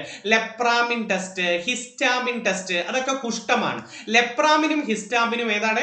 കുഷ്ഠമാണ്. അതുപോലെ പരീക്ഷയ്ക്ക് ചോദിക്കാം, ഈ മാൻഡോക്സ് ടെസ്റ്റ് ക്ഷയമാണ്. മാൻഡോക്സ് ടെസ്റ്റ് ക്ഷയം. ലെപ്രാമിൻ ടെസ്റ്റും ഹിസ്റ്റാമിൻ ടെസ്റ്റും ഏതാണ്? കുഷ്ഠമാണ്, അല്ലെ? ലോകത്തിലെ ഏറ്റവും പഴക്കമുള്ള രോഗം ഏതെന്ന് ചോദിച്ചാലും കുഷ്ഠമാണ്. Micro bacterium leprae. കുഷ്ഠത്തിന്റെ അണുവിന്റെ പേരെന്താണ്? Micro bacterium lepra. ക്ഷയത്തിന്റെ ഏതാ? ക്ഷയത്തിന്റെ രോഗാണോ? ട്യൂബർക്കിൽ ബാസിലസ്. ട്യൂബർക്കിൽ ബാസിലസ് ആണ്. വായുവിലൂടെ പകരുന്നതല്ലേ? ബാക്ടീരിയ ആണ്. കുഷ്ഠവും ക്ഷയവും ഏതാണ്? ബാക്ടീരിയ. ഡിഫ്തീരിയ ബാക്ടീരിയയിലെ ഡിഫ്തീരിയ വൈഡൽ ടെസ്റ്റ് നമ്മൾ പഠിച്ചിട്ടുണ്ട്, ബാക്ടീരിയ ആണ്. ഈ ഡിഫ്തീരിയയിലൂടെ തൊണ്ടമുള്ള് എന്നറിയപ്പെടുന്നത്, തൊണ്ടമുള്ള് എന്നറിയപ്പെടുന്നത് ഡിഫ്തീരിയ. അപ്പൊ തൊണ്ടമുഴയോ? ഗോയിറ്റർ. തൊണ്ടമുഴ എന്നറിയപ്പെടുന്നത് ഏതാണ്? ഗോയിറ്റർ. ഈ അരിവാൾ രോഗം എന്ന് വിളിക്കുന്ന രോഗം ഏതാ? അരിവാൾ രോഗം സിക്കിൾ സെൽ അനീമിയ. അരിവാൾ രോഗം ഏതാണ്? Sickle cell anaemia. അതുപോലെ വിശപ്പിന്റെ രോഗം ഏതാന്ന് ചോദിച്ചാൽ ഏതാ? മരാസ്മസ്. വിശപ്പിന്റെ രോഗം ഏതാണ്? മരാസ്മസ്. കോഷിയോർക്കറും മരാസ്മസും പ്രോട്ടീന്റെ അഭാവം മൂലം ഉണ്ടാവുന്ന രോഗമല്ലേ? ശരീരത്തെ പ്രോട്ടീന്റെ അഭാവം മൂലം ഉണ്ടാവുന്ന രോഗം ഏതാണ്? കോഷിയോർക്കറും മരാസ്മസും അല്ലെ. ഇതുപോലെ ഈ മെർക്കുറിയുടെ ആധിക്യം മൂലം ഉണ്ടാവുന്ന ഒരു രോഗമല്ലേ മീനമാതാ രോഗം? മെർക്കുറിയുടെ ആധിക്യം മൂലം ഉണ്ടാവുന്ന രോഗം ഏതാണ്? മീനമാതാ രോഗം. മെർക്കുറിയുടെ ഒരു അയിരാണ് സിന്നബാർ. അപ്പൊ സിന്നബാർ എന്തിന്റെ അയിരാണ്? മെർക്കുറിയുടെ അയിരാണ് സിന്നബാർ. ഗലീന ലെഡിന്റെ അയിരാണ്. മെർക്കുറിയുടെ അയിര് cinnabar, galena lead, calamine zinc, galena lead, calamine zinc. അതുപോലെ ബോക്സൈറ്റ് ഉപയോഗിക്കും, അലൂമിനിയം. ബോക്സൈറ്റ് ക്രയോലൈറ്റും ഒക്കെ ഏതാണ്? അലൂമിനിയം. പിച്ച് ബ്ലെൻഡ് എന്തിന്റെ? Pitch blende uranium. Pitch blende uranium. മോണോസൈറ്റോ തോറിയം, ഇൽമനൈറ്റോ ടൈറ്റാനിയം. അപ്പൊ മോണോസൈറ്റ് തോറിയം, ഇൽമനൈറ്റ് ടൈറ്റാനിയത്തിന്റെ. മാലക്കൈറ്റ് ഒക്കെ ഏതാണ്? മാലക്കൈറ്റ്, ചാൽക്കോലൈറ്റ് ഒക്കെ കോപ്പറിന്റെ ആണ് മാലക്കൈറ്റ്. ബിസ്മത്ത് അറൈറ്റ് സ്വർണത്തിന്റെയാണ് കേട്ടോ. സ്വർണത്തിന്റെ ഏതാണ് അയിര്? ബിസ്മത്ത് അറൈറ്റ് ആണ് സ്വർണത്തിന്റെ അയിര്. വെള്ളിയുടെ അയിര് ഏതാണ്? വെള്ളിയുടെ അയിര് ഏതെന്ന് വെച്ചാൽ അർജന്റൈറ്റ്. അർജന്റൈറ്റ് ആണ് വെള്ളിയുടെ. അപ്പൊ സ്വർണത്തിന്റെ ഏതാണ്? ബിസ്മത്തൈറ്റ്. വെള്ളിയുടെ ഏതാണ്? അർജന്റൈറ്റ്. ലോഹങ്ങളുടെ രാജാവ് എന്ന് വിളിക്കുന്നത് സ്വർണമാണ്. ലോഹങ്ങളുടെ രാജാവ് ആരാണ്? സ്വർണമാണ് അല്ലെ. രാസവസ്തുക്കളുടെ രാജാവ് ആരാ? അതാരെന്ന് ചോദിച്ചാൽ സൾഫ്യൂരിക് ആസിഡ്. രാസവസ്തുക്കളുടെ രാജാവ് സൾഫ്യൂരിക് ആസിഡ്. രാസസൂര്യനോ? മഗ്നീഷ്യം. രാസസൂര്യൻ ഏതാണ്? മഗ്നീഷ്യം ആണ് അല്ലെ. ഹരിതകത്തിൽ അടങ്ങിയിരിക്കുന്നത് മഗ്നീഷ്യം അല്ലേ? ആണ്. ഹരിതകത്തിൽ അടങ്ങിയിരിക്കുന്നത് ലോഹം ഏതാണ്? മഗ്നീഷ്യം. ഹീമോഗ്ലോബിൻ അടങ്ങിയിരിക്കുന്ന ലോഹം ഏതാ? ഹീമോഗ്ലോബിൻ അടങ്ങിയിരിക്കുന്നത് ഇരുമ്പാണ്. ഹരിതകത്തിൽ മഗ്നീഷ്യം ആണെങ്കിൽ ഹീമോഗ്ലോബിൻ അടങ്ങിയിരിക്കുന്നത് ഏതാണ്? ഇരുമ്പാണ് അല്ലെ. ആദ്യത്തെ കൃത്രിമ രക്തം അല്ലേ ഹീമോ പ്യൂവർ എന്ന് വിളിക്കുന്നത്? ആദ്യത്തെ കൃത്രിമ രക്തം ഏതാണ്? Haemo pure. രക്തസമ്മർദ്ദം അളക്കുന്ന ഉപകരണം ചോദിച്ചിട്ടുണ്ട്. രക്തസമ്മർദ്ദം അളക്കുന്ന ഉപകരണം സ്പിഗ്മോ മാനോമീറ്റർ. രക്തസമ്മർദ്ദം അളക്കുന്ന ഉപകരണം ഏതാണ്? സ്പിഗ്മോ മാനോമീറ്റർ ആണ് രക്തസമ്മർദ്ദം അളക്കുന്നത്. രക്തത്തിന്റെ pH മൂല്യം എത്ര? 7.4 ആണ്. രക്തത്തിന്റെ pH മൂല്യം എത്ര എന്ന് ചോദിച്ചാൽ 7. അപ്പൊ രക്തസമ്മർദ്ദം അളക്കുന്ന ഉപകരണം ഏതാണ്? സ്പിഗ്മോ മാനോമീറ്റർ അല്ലെ. ഈ ഉയർന്ന രക്തസമ്മർദ്ദം അല്ലേ നിശബ്ദനായ കൊലയാളി എന്നറിയപ്പെടുന്ന രോഗം ഏതെന്ന് ചോദിച്ചിട്ടുണ്ട്. നിശബ്ദനായ കൊലയാളി എന്നറിയപ്പെടുന്നത് ഏതാണ്? ഉയർന്ന രക്തസമ്മർദ്ദത്തെയാണ്. ഓക്കെ. ആദ്യമായിട്ട് ഹൃദയം മാറ്റിവെക്കൽ ശസ്ത്രക്രിയ ലോകത്ത് നടത്തിയതാരാ? ലോകത്ത് ആദ്യമായി ഹൃദയം മാറ്റിവെക്കൽ ശസ്ത്രക്രിയ നടത്തിയത് ദക്ഷിണാഫ്രിക്കയിൽ ക്രിസ്ത്യൻ ബെർണാഡ് ആണ്. ഇന്ത്യയിൽ ആദ്യത്തേതാരാ? ഇന്ത്യയിൽ ആദ്യത്തെ ഹൃദയം മാറ്റിവെക്കൽ ശസ്ത്രക്രിയ വേണുഗോപാലാണ്. കേരളത്തിലോ? ജോസ് ചാക്കോ പെരിയപുരം. അപ്പൊ കേരളത്തിൽ ആദ്യമായി ഹൃദയം മാറ്റിവെക്കൽ ശസ്ത്രക്രിയ നടത്തിയതാരാണ്? ജോസ് ചാക്കോ പെരിയപുരം. ആദ്യത്തെ വൃക്ക മാറ്റിവെക്കൽ നടത്തിയ ഡോക്ടറിന്റെ പേരെന്താ? വൃക്ക മാറ്റിവെക്കൽ ശസ്ത്രക്രിയ ജോസഫ് മുറെ. വൃക്ക മാറ്റിവെക്കൽ ശസ്ത്രക്രിയ നടത്തിയതാരാണ്? Joseph Murray. ആദ്യത്തെ കൃത്രിമ വൃക്ക രൂപകൽപ്പന ചെയ്തതാരാ? അത് വില്യം ജോഹാൻ കോഫ് ആണ്. ആദ്യത്തെ കൃത്രിമ വൃക്ക രൂപകൽപ്പന ചെയ്തത് വില്യം ജോഹാൻ കോഫും ആദ്യത്തെ കൃത്രിമ വൃക്ക മാറ്റിവെച്ചതാരെന്ന് വെച്ചാൽ ജോസഫ് മുറയാണ്. ഓർത്തു വെച്ചിരിക്കണേ. അപ്പം ഹൃദയത്തിന്റെ നമ്മൾ പഠിച്ച എന്നാ ഹൃദയ ദിനം? സെപ്റ്റംബർ 29 ആണ്. ഹൃദയ ദിനം എന്താണ്? സെപ്റ്റംബർ 29. ഹൃദയത്തിൽ എത്ര അറകളുണ്ട് മനുഷ്യന്? മനുഷ്യന്റെ ഹൃദയത്തിലെ അറകളുടെ എണ്ണം 4 അറകളാണ്. മനുഷ്യന്റെ ഹൃദയത്തിലെ അറകളുടെ. അപ്പൊ സെപ്റ്റംബർ 29 ഏതാണ്? ഹൃദയ ദിനം. സെപ്റ്റംബർ 21 ഏതാ? അൽഷിമേഴ്സ് ദിനം. സെപ്റ്റംബർ 21 ഏതാണ്? അൽഷിമേഴ്സ് ദിനമാണ് സെപ്റ്റംബർ 21. സെപ്റ്റംബർ 8 അല്ലയോടെ സാക്ഷരതാ ദിനം. സാക്ഷരതാ ദിനം എന്നു വെച്ചാൽ സെപ്റ്റംബർ 8 ആണ്. സെപ്റ്റംബർ 5 അല്ലേ ഇന്ത്യൻ അധ്യാപക ദിനം. ഇന്ത്യൻ അധ്യാപക ദിനം സെപ്റ്റംബർ 5ഉം ലോക അധ്യാപക ദിനം എന്നാണ് ഒക്ടോബർ 5ഉമാണ്. അപ്പൊ ഇന്ത്യൻ അധ്യാപക ദിനം എന്നാണ് സെപ്റ്റംബർ 5. തത്വചിന്തകനായ രാഷ്ട്രപതി എന്ന് വിളിക്കുന്നത് ഡോക്ടർ എസ് രാധാകൃഷ്ണൻ അല്ലേ? ഡോക്ടർ എസ് രാധാകൃഷ്ണനാണ് തത്വചിന്തകനായ രാഷ്ട്രപതി എന്നറിയപ്പെടുന്നത്. Doctor S രാധാകൃഷ്ണനാണ്. അദ്ദേഹമല്ലേ ഇന്ത്യയുടെ രണ്ടാമത്തെ പ്രസിഡന്റ്. ഇന്ത്യയുടെ രണ്ടാമത്തെ പ്രസിഡന്റ് ആരെന്ന് ചോദിച്ചാൽ നമ്മൾ പറയേണ്ടത് ആരാണ്? Doctor S Radhakrishnan. തമിഴ്നാട്ടിലെ രാമേശ്വരത്താണോ ജനിച്ചത്? അല്ല, തമിഴ്നാട്ടിലെ തിരുത്തണിയിൽ ജനിച്ചത്. തിരുത്തണിയിൽ ജനിച്ച ഇന്ത്യൻ പ്രസിഡന്റ് ആണ് ഡോക്ടർ എസ് രാധാകൃഷ്ണൻ. തമിഴ്നാട്ടിലെ രാമേശ്വരത്ത് ജനിച്ചതാരാ? APJ അബ്ദുൽ കലാം. തമിഴ്നാട്ടിലെ രാമേശ്വരത്ത് ജനിച്ചതാരാണ്? APJ അബ്ദുൽ കലാം. എന്നാൽ നെഹ്റു ട്രോഫി വള്ളംകളി തുടങ്ങിയത് 1952 ഏത് കായലിൽ? പുന്നമട കായൽ. നെഹ്റു ട്രോഫി വള്ളംകളി ഏത് കായലിലാണ്? 1952 പുന്നമട കായലിലാണ് നടക്കുന്നത്. പ്രസിഡന്റ് ട്രോഫി വള്ളംകളി ഏത് കായലിലാ? അത് അഷ്ടമുടി കായല. പ്രസിഡന്റ് ട്രോഫി വള്ളംകളി അഷ്ടമുടി കായൽ. പനയുടെയും നീരാളിയുടെയും ആകൃതിയിലുള്ള കായൽ ഏതാ? അഷ്ടമുടി കായല. പനയുടെയും നീരാളിയുടെയും ആകൃതിയിൽ. F ആകൃതിയിൽ ഒഴുകുന്ന കായലല്ലേ ശാസ്താംകോട്ട കായൽ? F ആകൃതിയിൽ ഒഴുകുന്ന കായലും കായലുകളുടെ രാജ്ഞി രാജ്ഞി എന്ന് വിളിക്കുന്നതും ആരെയാ? കായലുകളുടെ രാജ്ഞി എന്ന് വിളിക്കുന്നതും ശാസ്താംകോട്ടയും. ഈ അഷ്ടമുടി കായലും ശാസ്താംകോട്ട കായലും ഒരു ജില്ലയിലല്ലേ? അത് ഏത് ജില്ലയിൽ? കൊല്ലം ജില്ലയിലാണ് അഷ്ടമുടി കായലും ശാസ്താംകോട്ട കായലും. വേമ്പനാട്ട് കായൽ എത്ര ജില്ലകളിലൂടെ പോകുന്നുണ്ട്? 3 ജില്ലകളിലൂടെ പോകുന്നുണ്ട്. ഏതൊക്കെയാ വേമ്പനാട്ട് കായൽ ഒഴുകുന്ന ജില്ലകൾ? എറണാകുളം, കോട്ടയം, ആലപ്പുഴ. എറണാകുളം, കോട്ടയം, ആലപ്പുഴയിലൂടെ ആര് പോകുന്നുണ്ട്? വേമ്പനാട്ട്. കേരളത്തിലെ ഏറ്റവും വലിയ കായലും ഇന്ത്യയിലെ ഏറ്റവും നീളം കൂടിയ കായലും ഏതാ? വേമ്പനാട്ട് കായൽ. അപ്പൊ കേരളത്തിലെ ഏറ്റവും വലുതും ഇന്ത്യയിലെ ഏറ്റവും നീളം കൂടിയ കായൽ ഏതാണ്? വേമ്പനാട്ട്. പക്ഷെ ഇന്ത്യയിലെ ഏറ്റവും വലിയ കായൽ ഏതാ? അത് ഇന്ത്യയിലെ ഏറ്റവും വലിയ കായൽ വൂളാർ തടാകമാണോ? അല്ല. ഇന്ത്യയിലെ ഏറ്റവും വലിയ കായൽ ചിൽക്ക തടാകം, ഒഡീഷ. അപ്പൊ ഇന്ത്യയിലെ ഏറ്റവും വലിയ കായൽ ഏതാണ്? ചിൽക്ക തടാകം, ഒഡീഷ. ഇന്ത്യയിലെ ഏറ്റവും വലിയ ശുദ്ധജല തടാകം ഏത് എന്ന് ചോദിക്കുമ്പോഴാണ് ജമ്മു കാശ്മീരിലെ വൂളാർ തടാകം പറയുന്നത്. അപ്പൊ ഇന്ത്യയിലെ ഏറ്റവും വലിയ തടാകം ചിൽക്ക തടാകം, ഒഡീഷ. ഇന്ത്യയിലെ ഏറ്റവും വലിയ ശുദ്ധജല തടാകം വൂളാർ തടാകം, ജമ്മു കാശ്മീർ ആണ് നമ്മൾ പറയേണ്ടത്. അതുപോലെ വടക്ക് കിഴക്കൻ ഇന്ത്യയിലെ ഏറ്റവും വലിയ ശുദ്ധജല തടാകം ഏതാന്ന് ചോദിച്ചിട്ടുണ്ട്. ലോക്താക് തടാകം, മണിപ്പൂർ.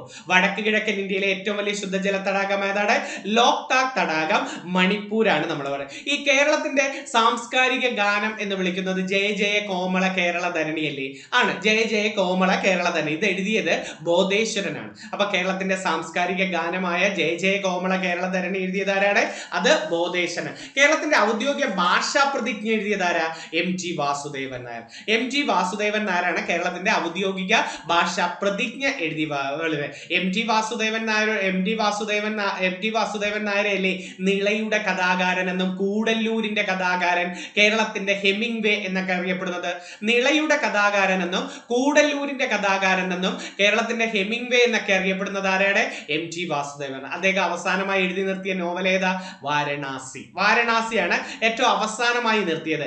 MG വാസുദേവൻ നായർക്ക് കേരള സാഹിത്യ അക്കാദമി അവാർഡ് കിട്ടിയ കൃതി നാലുകെട്ടിനാണ്. ആദ്യത്തെ എഴുതപ്പെട്ട നോവലായ നാലുകെട്ടിന് തന്നെ എന്ത് കിട്ടി? കേരള സാഹിത്യ അക്കാദമി അവാർഡ് കിട്ടി. നാലുകെട്ട്, അപ്പുണ്ണി, കോന്തുണ്ണി എന്നീ കഥാപാത്രങ്ങളൊക്കെ അതില. ഭീമനെ കേന്ദ്ര കഥാപാത്രമായി MG എഴുതിയതാണ് രണ്ടാം മൂഴം. ഭീമനെ കേന്ദ്ര കഥാപാത്രമാക്കി രണ്ടാം മൂഴം. ഇതിനാണ് വയലാർ അവാർഡ് കിട്ടിയത്. അപ്പൊ MGക്ക് വയലാർ അവാർഡ് കിട്ടിയ കൃതി ഏതാണ്? രണ്ടാം മൂഴമാണ് MGക്ക് വയലാർ. പിന്നെ ഇരുട്ടിന്റെ ആത്മാവുണ്ട്, മഞ്ഞുണ്ട്, ഒത്തിരി കൃതികളുണ്ട് അദ്ദേഹത്തിന്റെ ഫേമസ് ആയിട്ടുള്ള കൃതികൾ. മഞ്ഞ്, കാലം, ഇരുട്ടിന്റെ ആത്മാവ്, ഇതൊക്കെ ആരുടെ കൃതിയാണ്? MG വാസുദേവൻ. അപ്പൊ നിളയുടെ കഥാകാരൻ ആരാണ്? MG വാസുദേവൻ. നിള പേരാർ എന്നൊക്കെ അറിയപ്പെടുന്നത് ആരെയാ? ഭാരതപ്പുഴയാണ് നിള പേരാർ എന്നറിയപ്പെടുന്നത്. ഈ കേരളത്തിന്റെ ദേശീയ ഉത്സവം അല്ലേ ഓണം എന്ന് വിളിക്കുന്നത്? ഓണം കേരളത്തിന്റെ ദേശീയ ഉത്സവമായ വർഷം 1961 കേരളത്തിന്റെ രണ്ടാമത്തെ മുഖ്യമന്ത്രിയായ പട്ടം താണുപിള്ളയാണ് പ്രഖ്യാപിക്കുന്നത്. കേരളത്തിന്റെ രണ്ടാമത്തെ മുഖ്യമന്ത്രിയായ പട്ടം താണുപിള്ളയാണ് കേരളത്തിന്റെ ഓണം ദേശീയോത്സവമായി പ്രതിപാദിച്ചത്. ഓണത്തെ കുറിച്ച് പ്രതിപാദിക്കുന്ന ഒരു കൃതിയാണ് മധുരൈ കാഞ്ചി. മധുരൈ കാഞ്ചി എന്ന് പറയുന്നതാണ് ഓണത്തെ കുറിച്ച് പ്രതിപാദിക്കുന്ന ഒരു കൃതി. ഏതാണ്? മധുരൈ കാഞ്ചി എന്ന് പറയുന്നത് ഓണത്തെ കുറിച്ച് പരാമർശിക്കുന്ന കൃതിയാണ്. അതുപോലെ പരീക്ഷയ്ക്ക് ചോദിക്കാം, ഈ പട്ടം താണുപിള്ളയെ തിരുവിതാംകൂർ സ്റ്റേറ്റ് കോൺഗ്രസിന്റെ ആദ്യത്തെ പ്രസിഡന്റ് 1938 രൂപീകരിച്ച തിരുവിതാംകൂർ സ്റ്റേറ്റ് കോൺഗ്രസിന്റെ ആദ്യത്തെ പ്രസിഡന്റ് ആരാ? പട്ടം താണുപിള്ളയാണ് നമ്മൾ പറയുന്നത്. അപ്പൊ കേരളത്തിന്റെ രണ്ടാമത്തെ മുഖ്യമന്ത്രി ആരെന്ന് ചോദിച്ചാലും തിരുവിതാംകൂർ സ്റ്റേറ്റ് കോൺഗ്രസിന്റെ ആദ്യത്തെ പ്രസിഡന്റ് ആരെന്ന് ചോദിച്ചാലും പട്ടം താണുപിള്ളയാണ് നമ്മൾ പറയേണ്ടത്. അതുപോലെ പരീക്ഷയ്ക്ക് ചോദിക്കുന്ന ഏറ്റവും നല്ലൊരു ക്വസ്റ്റ്യൻ ഏതെന്ന് ചോദിച്ചാല് ഈ 38 തിരുവിതാംകൂർ ദേശീയ സ്റ്റേറ്റ് കോൺഗ്രസ് വന്നേ. ഈ 38 അക്കമ്മ ചെറിയാൻ നടത്തിയ ജാഥയാണ് രാജധാനി മാർച്ച്. അപ്പൊ രാജധാനി മാർച്ച് നടത്തിയ വർഷം എന്നാണ്? 1938. 38 പിന്നെ 2 സമരങ്ങളുണ്ട്. കടക്കൽ സമരം നടന്നത് 38, കല്ലറ പാങ്ങോട് സമരം നടന്നത് 38. അപ്പൊ കടക്കൽ സമരം നടന്നത് 38, കല്ലറ പാങ്ങോട് സമരം നടന്നത് ഏത് വർഷമാണ്? 38. ഇന്ത്യൻ സ്വാതന്ത്ര്യ സമരവുമായി ബന്ധപ്പെട്ട് കേരളത്തിൽ നടന്ന സമരം ഏത് എന്നൊരു ചോദ്യമുണ്ട്. അത് കൊല്ലം ജില്ലയിലെ കടക്കൽ സമരമാണ്. അപ്പൊ കടക്കൽ സമരം ഏത് വർഷം? 38 കടക്കൽ സമരം. 40 കമ്മ്യൂണിസ്റ്റുകാരുടെ നേതൃത്വത്തിലെ ആദ്യത്തെ സമരമായ മൊറാഴ സമരം നടന്നത് 1940 മൊറാഴ സമരം കണ്ണൂരിലാണ്. ഗാന്ധിജിയുടെ ഇടപെടലിനെ തുടർന്ന് വധശിക്ഷയിൽ നിന്ന് ഒഴിവാക്കിയത് KPR ഗോപാൽ ഗോപാലൻ എന്ന് പറയുന്ന വ്യക്തിയാണ് ഗാന്ധിജിയുടെ ഇടപെടലിനെ തുടർന്ന് വധശിക്ഷയിൽ നിന്ന് ഒഴിവാക്കി. അപ്പൊ കണ്ണൂർ എന്താണ്? കണ്ണൂരാണ് മൊറാഴ സമരം നടന്നത്. 41 കയ്യൂർ സമരം നടന്നത് എവിടെ? കാസർഗോഡ്. കയ്യൂർ സമരം നടന്നത് എവിടെയാണ്? കാസർഗോഡ്. ഹോസ്ദുർഗ് താലൂക്കിലാണ് കാസർഗോഡ്. കേരളത്തിന്റെ കേന്ദ്ര യൂണിവേഴ്സിറ്റി സ്ഥിതി ചെയ്യുന്നത് കാസർഗോഡ് അല്ലേ? കേരളത്തിലെ കേന്ദ്ര യൂണിവേഴ്സിറ്റി സ്ഥിതി ചെയ്യുന്നത്, ഏറ്റവും കൂടുതൽ നദികൾ ഒഴുകുന്നത്, കേരളത്തിലെ ഏറ്റവും വലിയ കോട്ടയായ ബേക്കൽ കോട്ട. അപ്പൊ ഏറ്റവും കൂടുതൽ നദികൾ ഒഴുകുന്നത് കാസർഗോഡ്, ഏറ്റവും വലിയ കോട്ടയായ ബേക്കൽ കോട്ട സ്ഥിതി ചെയ്യുന്നത് കാസർഗോഡ്. കേരളത്തിലെ അവസാനമായി രൂപീകരിച്ച ജില്ല ഏതാണ്? കാസർഗോഡ്. 1984 മെയ് 24 1984 വന്നതാണ് കേരളത്തിൽ 14ാമത്തെ ജില്ലയായിട്ട് കാസർഗോഡ് ജില്ലയിൽ വരുന്നത്. ഈ കാസർഗോഡ് ജില്ലയിലാണ് കായൽ മധ്യത്തിൽ ഒരു ക്ഷേത്രമുണ്ട്. ഏതാണെന്നറിയാമോ? കായൽ മധ്യത്തിലുള്ള അനന്തപുരം ക്ഷേത്രം സ്ഥിതി ചെയ്യുന്നതും കാസർഗോഡ്. കേരളത്തിലെ ഏറ്റവും ചെറിയ നദിയും കാസർഗോഡ്. ഏതാ? കേരളത്തിലെ ഏറ്റവും ചെറിയ നദി മഞ്ചേശ്വരം പുഴ. ബാലപ്പൂണി കുന്നുകളിൽ നിന്നും ഉത്ഭവിച്ചിട്ട് ഉപ്പളക്കായലിൽ പതിക്കുന്നു. അപ്പൊ ബാലപ്പൂണി കുന്നുകളിൽ നിന്നും ഉത്ഭവിച്ച് ഉപ്പളക്കായലിൽ പതിക്കുന്ന നദി ഏതാണ്? മഞ്ചേശ്വരം പുഴ. കേരളത്തിന്റെ വടക്കേറ്റത്തെ കായൽ ഉപ്പളക്കായലാണ്. കേരളത്തിലെ ഏറ്റവും വടക്കേറ്റത്തെ കായൽ ഏതാണ്? ഉപ്പളക്കായൽ. പക്ഷെ കേരളത്തിലെ ഏറ്റവും വടക്കേറ്റത്തെ ശുദ്ധജല തടാകം എന്ന് ചോദിച്ചാൽ വയനാട് പൂക്കോടാണ് പറയേണ്ടത്. വടക്കേറ്റത്തെ ശുദ്ധജല തടാകം ഏതാണ്? വയനാട് പൂക്കോടാണ് നമ്മൾ പറയേണ്ടത്. അത് പരീക്ഷയ്ക്ക് ചോദിക്കാം. കേരളം ഏറ്റവും കൂടുതൽ അതിർത്തി പങ്കിടുന്ന സംസ്ഥാനം തമിഴ്നാടല്ലേ? അതിർത്തി പങ്കിടുന്ന സംസ്ഥാനം തമിഴ്നാട്. നമുക്ക് 2 സംസ്ഥാനങ്ങളെ ഉള്ളൂ അതിർത്തി പങ്കിടാൻ. ആരൊക്കെയാ? കർണാടകയും തമിഴ്നാടുകാരും മാത്രമേ ഉള്ളൂ അല്ലെ? കർണാടകയുമായി അതിർത്തി പങ്കിടുന്നത് കാസർഗോഡും കണ്ണൂരും വയനാടും, വേറെ ആരുമില്ല. കാസർഗോഡുകാരും കണ്ണൂരുകാരും വയനാടുകാരും കർണാടകയുമായി അതിർത്തി പങ്കിടുന്നു. നമ്മുടെ തമിഴ്നാടും കർണാടകയുമായി അതിർത്തി പങ്കിടുന്ന കേരളത്തിലെ ഒരു ജില്ലയാണ് വയനാട്. തമിഴ്നാടും കർണാടകയുമായി 2 സംസ്ഥാനങ്ങളുമായി അതിർത്തി പങ്കിടുന്ന കേരളത്തിലെ ജില്ല എന്ന് ചോദിച്ചാൽ വയനാട്. കേരളത്തിലെ ഏത് താലൂക്ക് എന്ന് ചോദിച്ചാൽ സുൽത്താൻ ബത്തേരി. കേരളത്തിലെ ഏതൊക്കെ ഗ്രാമപഞ്ചായത്ത് ചോദിച്ചാൽ നൂൽപ്പുഴ. കേരളത്തിലെ 2 സംസ്ഥാനങ്ങളുമായി അതിർത്തി പങ്കിടുന്ന കേരളത്തിലെ ഗ്രാമം ചോദിച്ചാൽ മുത്തങ്ങയാണ് പറയേണ്ടത്. അപ്പൊ ഒന്നുകൂടെ, 2 സംസ്ഥാനങ്ങളുമായി അതിർത്തി പങ്കിടുന്ന കേരളത്തിലെ ജില്ല ഏത്? വയനാട്. താലൂക്ക് ഏത്? സുൽത്താൻ ബത്തേരി. ഗ്രാമപഞ്ചായത്ത് ഏത്? നൂൽപ്പുഴ. ഗ്രാമം ഏത്? മുത്തങ്ങ ഗ്രാമമാണ്. അത് പരീക്ഷയ്ക്ക് ചോദിക്കാം. ഈ നമ്മുടെ വയനാട് ജില്ലയിൽ തന്നെ ഇഞ്ചി ഗവേഷണ കേന്ദ്രമുള്ള അമ്പലവയലുള്ളത്. ഇഞ്ചി ഗവേഷണ കേന്ദ്രമായ അമ്പലവയലും കാപ്പി ഗവേഷണ കേന്ദ്രമായ ചൂണ്ടയിലും എവിടെയാണ്? വയനാട് ജില്ലയിൽ തന്നെയാണ് കാപ്പി ഗവേഷണ കേന്ദ്രമായ ചൂണ്ടയിലും ഉള്ളത്. ഈ കേരളത്തിലെ ഒരു കേന്ദ്രഭരണ പ്രദേശം ഉണ്ടല്ലോ, പോണ്ടിച്ചേരിയുടെ ഭാഗമായിട്ടുള്ള ഏത് കേന്ദ്രഭരണ പ്രദേശമാണ് കേരളത്തിലേക്ക് കിടക്കുന്നത്? മാഹി. കേന്ദ്രഭരണ പ്രദേശം ഏതാണ്? മാഹി. മാഹി പുഴ അഥവാ മയ്യഴിപ്പുഴ എന്ന് വിളിക്കുന്നത് നദിയെ ഇംഗ്ലീഷ് ചാനൽ എന്ന് വിളിക്കുന്നത്, കേരളത്തിന്റെ ഇംഗ്ലീഷ് ചാനൽ എന്നറിയപ്പെടുന്ന നദി ഏതാണ്? മാഹി പുഴ അഥവാ മയ്യഴിപ്പുഴ എന്നറിയപ്പെടുന്നത്. കേരളത്തിന്റെ മഞ്ഞ നദി ഏതാ? കുറ്റ്യാടിപ്പുഴ. കേരളത്തിന്റെ മഞ്ഞ നദി ഏതാണ്? കുറ്റ്യാടിപ്പുഴയാണ് അല്ലെ? ഈ കുറ്റ്യാടിപ്പുഴയിലാണ് കേരളത്തിലെ ആദ്യത്തെ ജലവൈദ്യുത പദ്ധതി, വടക്കൻ കേരളത്തിലെ ആദ്യത്തെ ജലവൈദ്യുത പദ്ധതിയായ കുറ്റ്യാടി ജലവൈദ്യുത പദ്ധതി വന്നത് കുറ്റ്യാടിപ്പുഴ. അപ്പൊ വടക്കൻ കേരളത്തിലെ ആദ്യത്തെ ജലവൈദ്യുത പദ്ധതി ഏതാണ്?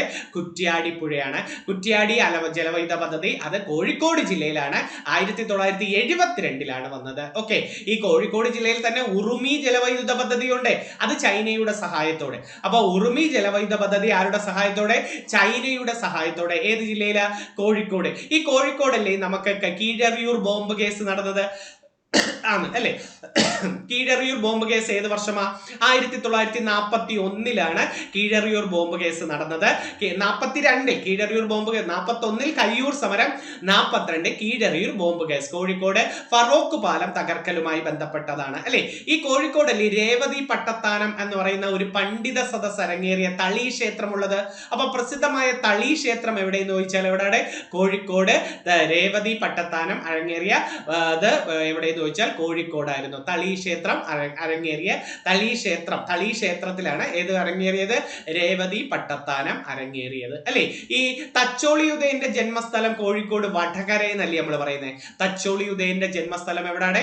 കോഴിക്കോട്. കേരളത്തിലെ ഏറ്റവും കൂടുതൽ മഴ പെയ്യുന്ന ജില്ല കോഴിക്കോടാണ്. കേരളത്തിലെ ഏറ്റവും കൂടുതൽ മഴ പെയ്യുന്ന ജില്ല ഏതാണ്? കോഴിക്കോട്. മഴ കുറവ് തിരുവനന്തപുരംകാർക്കാണ്. അപ്പൊ മഴ കൂടുതൽ കോഴിക്കോട്, മഴ കുറവാർക്കാണ് തിരുവനന്തപുരം. മഴ ഏറ്റവും കൂടുതലുള്ള കൂടുതലുള്ള കേരളത്തിലെ സ്ഥലം എന്ന് ചോദിച്ചാൽ എറണാകുളം നേര്യമംഗലം പറയണം. അപ്പൊ കേരളത്തിലെ ഏറ്റവും കൂടുതൽ മഴയുള്ള സ്ഥലം ഏതാണ്? എറണാകുളം നേര്യമംഗലമാണ്. മഴ ഏറ്റവും കുറവുള്ള കേരളത്തിലെ സ്ഥലം ഇടുക്കി ജില്ലയിലെ ചിന്നാറാണ് പറയേണ്ടത്. ഇടുക്കി ജില്ലയിലെ ചിന്നാറാണ് കേരളത്തിലെ ഏറ്റവും കുറവ് മഴയുള്ള സ്ഥലം. അതുകൊണ്ട് ചിന്നാറിനെ നമ്മൾ വിളിക്കുമല്ലോ കേരളത്തിന്റെ മഴനിഴൽ പ്രദേശം ഏത്? കേരളത്തിന്റെ മഴനിഴൽ പ്രദേശം ഏതാണ്? ചിന്നാർ എന്നാണ് പറയേണ്ടത്. മഗ്ഗർ മുതലകളെ കാണപ്പെടുന്നത് ചിന്നാറാണ്. മഴനിഴൽ പ്രദേശം. ചാമ്പൽ മലയെണ്ണാനെ കാണപ്പെടുന്നത്, നക്ഷത്ര ആമകളെ കാണപ്പെടുന്നത്, ഇതൊക്കെ ചിന്നാറാണ്. അപ്പൊ നക്ഷത്ര ആമകളെയും മഗ്ഗർ മുതലകളെയും ചാമ്പൽ മലയെണ്ണാനെയും കേരളത്തിന്റെ മഴനിഴൽ പ്രദേശമെന്നോ ഏറ്റവും കുറവ് മഴ ലഭിക്കുന്ന സ്ഥലം ഏതെന്നൊക്കെ ചോദിച്ചാൽ ഏതാണ് പറയേണ്ടത്?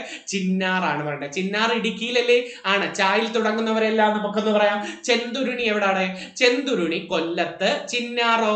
ഇടുക്കി. ചിമ്മിനി തൃശ്ശൂര്. ചുലനൂരോ? പാലക്കാട്. അപ്പൊ ചെന്തുരുണി കൊല്ലം, ചിന്നാർ ഇടുക്കി, ചിമ്മിനി തൃശ്ശൂര്, ചുലനൂർ ഏതാണ്? ചുലനൂർ എവിടെയെന്ന് ചോദിച്ചാൽ പാലക്കാട്. ചുലനൂർ പക്ഷി സങ്കേത കേന്ദ്രം KK നീലകണ്ഠന്റെ പേരിലാണ്. KK നീലകണ്ഠന്റെ പേരിലാണ് ചുലനൂർ പക്ഷി സങ്കേത കേന്ദ്രം ഉള്ളത്. അതുപോലെ പരീക്ഷയ്ക്ക് ചോദിക്കാൻ പറ്റിയ ഒരു ക്വസ്റ്റ്യൻ ആണ് ഈ കുഞ്ചൻ നമ്പ്യാർ സ്മൃതി വനം എന്നറിയപ്പെടുന്നതും ചുലനൂർ പക്ഷി സങ്കേത കേന്ദ്രം. അപ്പൊ കേരളത്തിൽ മയിൽ വളർത്തൽ കേന്ദ്രം ഏതെന്ന് ചോദിച്ചാൽ ചുലനൂരാണ്. അത് പാലക്കാട് ജില്ലയിൽ. പാലക്കാട് ജില്ലയിലെ ധോണി വെള്ളച്ചാട്ടം. ധോണി വെള്ളച്ചാട്ടം എവിടെയെന്ന് ചോദിച്ചാൽ പാലക്കാട്. പറമ്പിക്കുളം പാലക്കാടല്ലേ? പറമ്പിക്കുളം പാലക്കാടാണ്. പാത്രക്കടവ് ജലവൈദ്യുത പദ്ധതി എവിടെ? പാത്രക്കടവ് ജലവൈദ്യുത പദ്ധതിയും പാലക്കാട് ജില്ലയിൽ. അതുപോലെ പൊതുജന സ്വകാര്യ പങ്കാളിത്തത്തോടെ നിർമ്മിച്ച മീൻവല്ലം ജലവൈദ്യുത പദ്ധതിയോ? മീൻവല്ലം ജലവൈദ്യുത പദ്ധതിയും പാലക്കാട്. തൂതപ്പുഴയില സൈലന്റ് വാലിയോ? പാലക്കാടാണ്. സൈലന്റ് വാലിയും പാലക്കാട് ജില്ലയിലാണ്. കേരളത്തിലെ നിത്യഹരിത വനം എന്നറിയപ്പെടുന്നത് ഏതാ? പാലക്കാടാണ്. പാലക്കാട് ജില്ലയിലെ സൈലന്റ് വാലിയാണ് കേരളത്തിലെ നിത്യഹരിത വനം എന്നറിയപ്പെടുന്നത്. ഓക്കെ, ഒത്തിരി സമയം ആയോ എന്ന് അറിയാനും വയ്യ. ഞാനിങ്ങനെ പറഞ്ഞു പോയാൽ ഒത്തിരി നേരം എടുക്കും. ഇന്ന് വരുന്ന ചൊവ്വാഴ്ച രാത്രി 7 മണി തൊട്ട് 10 മണി വരെ എല്ലാ വിഷയവും ഒരു ഓർഡറിൽ ഞാനൊരു മാരത്തോൺ ക്ലാസ് എടുക്കുന്നുണ്ട്. ലൈവാണ്. ചൊവ്വാഴ്ച, ശനിയാഴ്ചയിലെ പരീക്ഷക്കാരെ അത്യാവശ്യം ഒന്ന് കയറിയേക്കണം. എപ്പോഴെങ്കിലും വീട്ടിൽ ഫ്രീ ആണെങ്കിൽ 7 മണി തൊട്ട് 10 മണി വരെ രാത്രിയിലെ ചൊവ്വാഴ്ച മാരത്തോൺ ക്ലാസ് ഉണ്ട്. അപ്പം ഞാനൊരു ഓർഡർ ആക്കി തരാം. ഹിസ്റ്ററി പറഞ്ഞു, ജോഗ്രഫി പറഞ്ഞു, ഗ്രഹങ്ങൾ പറഞ്ഞു, അത്യുൽപാദന ശേഷിയുള്ള വിളകൾ, സയൻസ്, അങ്ങനെ ഓർഡറിൽ ഏറ്റവും പ്രധാനപ്പെട്ട കണക്ട് ഒന്ന് കേട്ടുകൊണ്ടിരിക്കും കേട്ടോ. ഒരു മാക്സിമം മഴയാവല്ലേ എന്നാണ് പ്രാർത്ഥന. നമുക്ക് ഇന്നത്തെ ടോപ്പിക്കോ, ഇന്ന് ഞാൻ കുറേ പ്രീവിയസ് ക്വസ്റ്റ്യൻ്റെ ലെവൽ നോക്കിയിട്ട് അതിനനുസരിച്ച് എഴുതിയിരിക്കുന്നതാണ്. ഒന്നാമത്തത് ഞാൻ തന്നെ എഴുതിയിരിക്കുന്നത് നവോത്ഥാന നായകരുടെ സ്ഥലപ്പേര് ചോദിച്ചിട്ടുണ്ട്. നമ്മൾ നേരത്തെ നവോത്ഥാന നായകരും സംഘടനകളും സ്ഥാപകരെയും പഠിച്ചു വെച്ചിട്ടുണ്ട്. ഓർമ്മയുണ്ടോ? ഒരു വട്ടം ഒന്ന് പറയാമോ? വൈകുണ്ഠ സ്വാമികളുടെ ഏതാ? വൈകുണ്ഠ സ്വാമികൾ സമത്വ സമാജം 1836 അല്ലേ? ശ്രീനാരായണ ഗുരു SNDP 1903 സാധുജന പരിപാലന സംഘം 1907 അയ്യങ്കാളി. അരയ സമാജം 1907 പണ്ഡിറ്റ് കറുപ്പൻ. യോഗക്ഷേമ സഭ 1908 VT ഭട്ടത്തിരിപ്പാട്. പ്രത്യക്ഷ രക്ഷാ ദൈവസഭ 1909 പൊയ്കയിൽ യോഹന്നാൻ. NSS 1914 മന്നത്ത് പത്മനാഭൻ. സഹോദര സംഘം മിശ്രഭോജനം ശ്രീ വിദ്യാപോഷിണി സഭ 1917. ഇത് മൂന്നും സഹോദരൻ അയ്യപ്പൻ. പിന്നെ നമ്മൾ പഠിച്ചത് വാക്പടാനന്ദന്റെ സംഘടനയായ ആത്മവിദ്യാ സംഘം വന്നതും 1917. ആനന്ദ മഹാസഭ 1918 ബ്രഹ്മാനന്ദ ശിവയോഗി. ബ്രഹ്മാനന്ദ ജാതിനാശിനി സഭ ആനന്ദ തീർത്ഥൻ 1933. ഇത്രയാണ് സംഘടനകളെ ബേസ് ചോദ്യങ്ങൾ. വർഷങ്ങളും സംഘടനകളും സ്ഥാപകരെ ഒന്ന് ഓർത്തു വെച്ചിരിക്കണേ. ഇനി അവരുടെ ജന്മസ്ഥലമാണ് ഞാൻ എഴുതിയിരിക്കുന്നത്. നോക്കേടെ, വൈകുണ്ഠ സ്വാമികൾ ജനിച്ചത് നാഗർകോവിലെ സാമിത്തോപ്പിലാണ് കേട്ടോ. നാഗർകോവിലെ സാമിത്തോപ്പിലാണ് കന്യാകുമാരിക്കടുത്ത് വൈകുണ്ഠ സ്വാമികൾ ജനിച്ചത്. 1809 മാർച്ച് 12. വൈകുണ്ഠ സ്വാമികളല്ലേ ചാനാർലകളെ പിന്തുണച്ച നവോത്ഥാന നായകൻ. ചാനാർലകളെ പിന്തുണച്ച നവോത്ഥാന നായകൻ അഖിലത്തിരിട്ട്, അമ്മാനെ അരുൾനൂൽ എന്നീ കൃതികൾ ആരുടെയാ? വൈകുണ്ഠ സ്വാമികളുടെയാ. ഇദ്ദേഹമാണ് ബ്രിട്ടീഷ് ഭരണത്തെ വെണ്ണീജന്റെ ഭരണമെന്നോ തിരുവിതാംകൂർ രാജാക്കന്മാരുടെ ഭരണത്തെ കറുത്ത നീജന്റെ ഭരണം എന്നൊക്കെ വിളിച്ചതും ആരാ? വൈകുണ്ഠ സ്വാമികളാ. ഈ വൈകുണ്ഠ സ്വാമികളാണ് നമ്മുടെ അവർണരുമൊത്ത് രഥത്തിന്റെ തേര് വലിച്ച്, അവർണരുമൊത്ത് രഥത്തിന്റെ തേര് ശുചീന്ദ്രം ക്ഷേത്രവുമായി ബന്ധപ്പെട്ട് രഥത്തിന്റെ തേര് വലിച്ചത് വൈകുണ്ഠസ്വാമിയാണ്. ഈ വൈകുണ്ഠസ്വാമിയാണ് നിഴൽത്താങ്കൽ ആരാധനാലയം, മുന്തിരി കിണർ, സമബന്തി ഭോജനം. നിഴൽത്താങ്കൽ ആരാധനാലയം, മുന്തിരി കിണർ, സമബന്തി ഭോജനം ഇതൊക്കെ ആരുടെയാണ്? വൈകുണ്ഠസ്വാമികളാണ് കൊണ്ടുവരുന്നത്. അപ്പൊ അഖിലത്തിരിട്ട്, അമ്മാനെ അരുൾനൂലാണ് ഇദ്ദേഹത്തിന്റെ പ്രധാന കൃതി. ഇദ്ദേഹത്തിന്റെ സംഘടനയുടെ പേര് സമത്വ സമാജം. 1836 കന്യാകുമാരി കന്യാകുമാരിയിലെ സാമിത്തോപ്പിൽ. അടുത്തൊക്കെ ബ്രഹ്മാനന്ദ ശിവയോഗി പാലക്കാട് ജില്ലയിലെ കൊല്ലങ്കോടുകാരനാണ്. 1852 ഓഗസ്റ്റ് 26. ഇദ്ദേഹത്തിന് എപ്പോഴും ചോദിക്കുന്ന ഒരു ചോദ്യമാണ്, മനസ്സാണ് ദൈവം എന്ന് പ്രഖ്യാപിച്ച നവോത്ഥാന നായകൻ. മനസ്സാണ് ദൈവം എന്ന് പ്രഖ്യാപിച്ചത് ആരാണ്? ബ്രഹ്മാനന്ദ ശിവയോഗി. ചട്ടമ്പി സ്വാമികൾ ജനിച്ചത് തിരുവനന്തപുരം കൊല്ലൂരിലെ കണ്ണമ്മൂലയിലാണ്. 1853. ഡേറ്റ് വേണേ, ഡേറ്റ് ചിലപ്പം ചോദിക്കും. ഓഗസ്റ്റ് 25. അതുകൊണ്ട് ഓഗസ്റ്റ് 25 ജീവകാരുണ്യ ദിനം. തിരുവനന്തപുരം ജില്ലയിലെ കൊല്ലൂരിലെ കണ്ണമ്മൂലയിലാണ് ചട്ടമ്പി സ്വാമികൾ ജനിച്ചത്. കണ്ണമ്മൂല നമ്മൾ അല്ലാതൊരു ചോദ്യം പഠിക്കും. ഏതാ? നമ്മുടെ വേലിത്തമ്പി ദളവയെ ബ്രിട്ടീഷുകാർ തൂക്കിലേറ്റിയത് എവിടെ വെച്ചെന്ന് ചോദിച്ചാൽ തിരുവനന്തപുരം കണ്ണമ്മൂലയിലാണ് വേലിത്തമ്പി ദളവ. എന്നാ കുണ്ടറ വിളംബരം 1809 ജനുവരി 11 കുണ്ടറ വിളംബരം. ഏത് ജില്ലയിലാ? കൊല്ലം ജില്ലയിലെ ഇളമ്പള്ളൂർ ക്ഷേത്രവുമായി ബന്ധപ്പെട്ടാണ് കുണ്ടറ വിളംബരം നടന്നത്. അതുപോലെ വേലിത്തമ്പി ദളവയുടെ യഥാർത്ഥ പേരെന്താ? വേലായുധൻ ചെമ്പകരാമൻ തമ്പി എന്നാണ്. വേലിത്തമ്പി ദളവയുടെ ഏത് രാജാവിന്റെ കാലത്തെ ദിവാൻ എന്ന് ചോദിക്കും. അവിട്ടം തിരുനാളിന്റെ കാലത്തെ ദിവാനാണ് വേലിത്തമ്പി ദളവ. ഇദ്ദേഹം ആത്മഹത്യ ചെയ്തത് പത്തനംതിട്ട ജില്ലയിലെ മണ്ണടി. അപ്പൊ ചട്ടമ്പി സ്വാമികൾ ജനിച്ചത് തിരുവനന്തപുരം കൊല്ലൂരിലെ കണ്ണമ്മൂല. ചട്ടമ്പി സ്വാമികളെ കാഷായം ധരിക്കാത്ത സന്യാസി, കാവ്യവും കമണ്ഡലവും ഇല്ലാത്ത സന്യാസി, സർവ വിദ്യാധിരാജൻ, ഷൺമുഖദാസൻ എന്നൊക്കെ. ഇദ്ദേഹത്തിന്റെ ആദ്യകാല നാമം കുഞ്ഞൻ പിള്ള എന്നാണ്.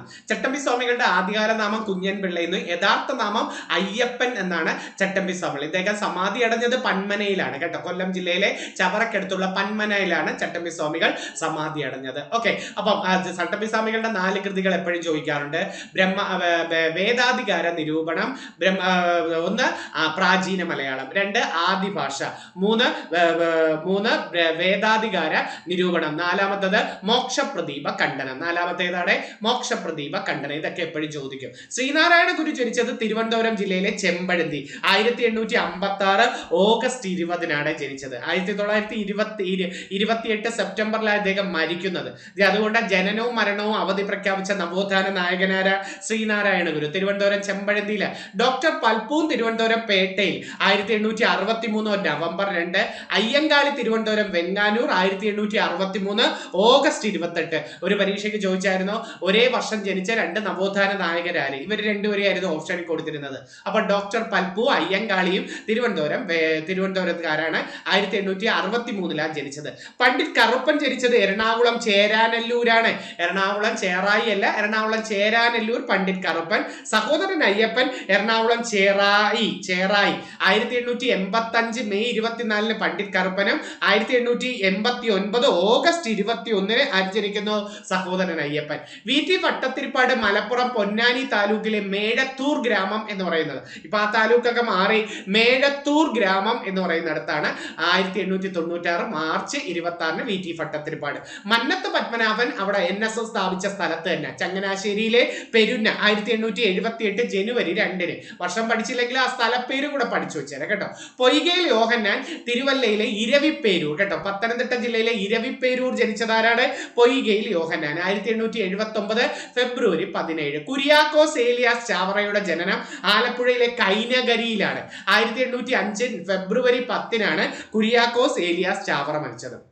ഇനി തൈക്കാട് അയ്യ തിരുവനന്തപുരം തമിഴ്നാട്ടിലെ നഗരപുരം അല്ലെങ്കിൽ ചെങ്കൽപ്പേട്ട്. തൈക്കാട് അയ്യ.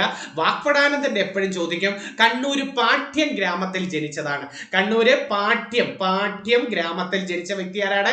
വാക്പടാനന്ദൻ. 1885 ഏപ്രിൽ 27 ജനിക്കുന്നത്. ഓക്കെ, ഇനി അമൃതം ആരോഗ്യം എന്ന് പറയുന്ന ഒരു പദ്ധതിയെ കുറിച്ച് എപ്പോഴും ചോദിക്കാറുണ്ട്. ജീവിതശൈലി രോഗങ്ങൾക്ക് സൗജന്യ രോഗനിർണയോടെ അമൃതം ആരോഗ്യം എന്ന് പറയുന്നത്. ഇതിന്റെ ആപ്പാണ് ശൈലി ആപ്പ്. ഇപ്പൊ ജീവിതശൈലി രോഗങ്ങളുമായി ബന്ധപ്പെട്ട് വീട്ടിൽ വന്ന കണക്കെടുക്കാറിലൂടെ അവരാണ് ശൈലി ആപ്പ്. ആശാ വർക്കർമാർ വരുന്നത് രജിസ്റ്റർ ചെയ്യുന്ന ആപ്പിന്റെ പേര് ശൈലി ആപ്പ്. അപ്പം അമൃതം ആരോഗ്യം, ജീവിതശൈലി രോഗം. വയോമധുരം ഉണ്ട്. മധുരം പ്രമേഹ രോഗികൾക്ക് ഗ്ലൂക്കോമീറ്റർ കൊടുക്കുന്നത് വയോമധുരം. പ്രമേഹം എന്നോർത്താതി വയോമധുരം. വയോമിത്രമുണ്ട്. വയോജനങ്ങളുടെ ശാരീരികവും മാനസികവുമായ പ്രശ്നങ്ങൾക്ക് പരിഹാരം കാണുന്നത്. മന്ദഹാസ. ഈ അടുത്ത കാലത്ത് ചോദിച്ച ആരോഗ്യക്ഷേമ പദ്ധതികളാണ്.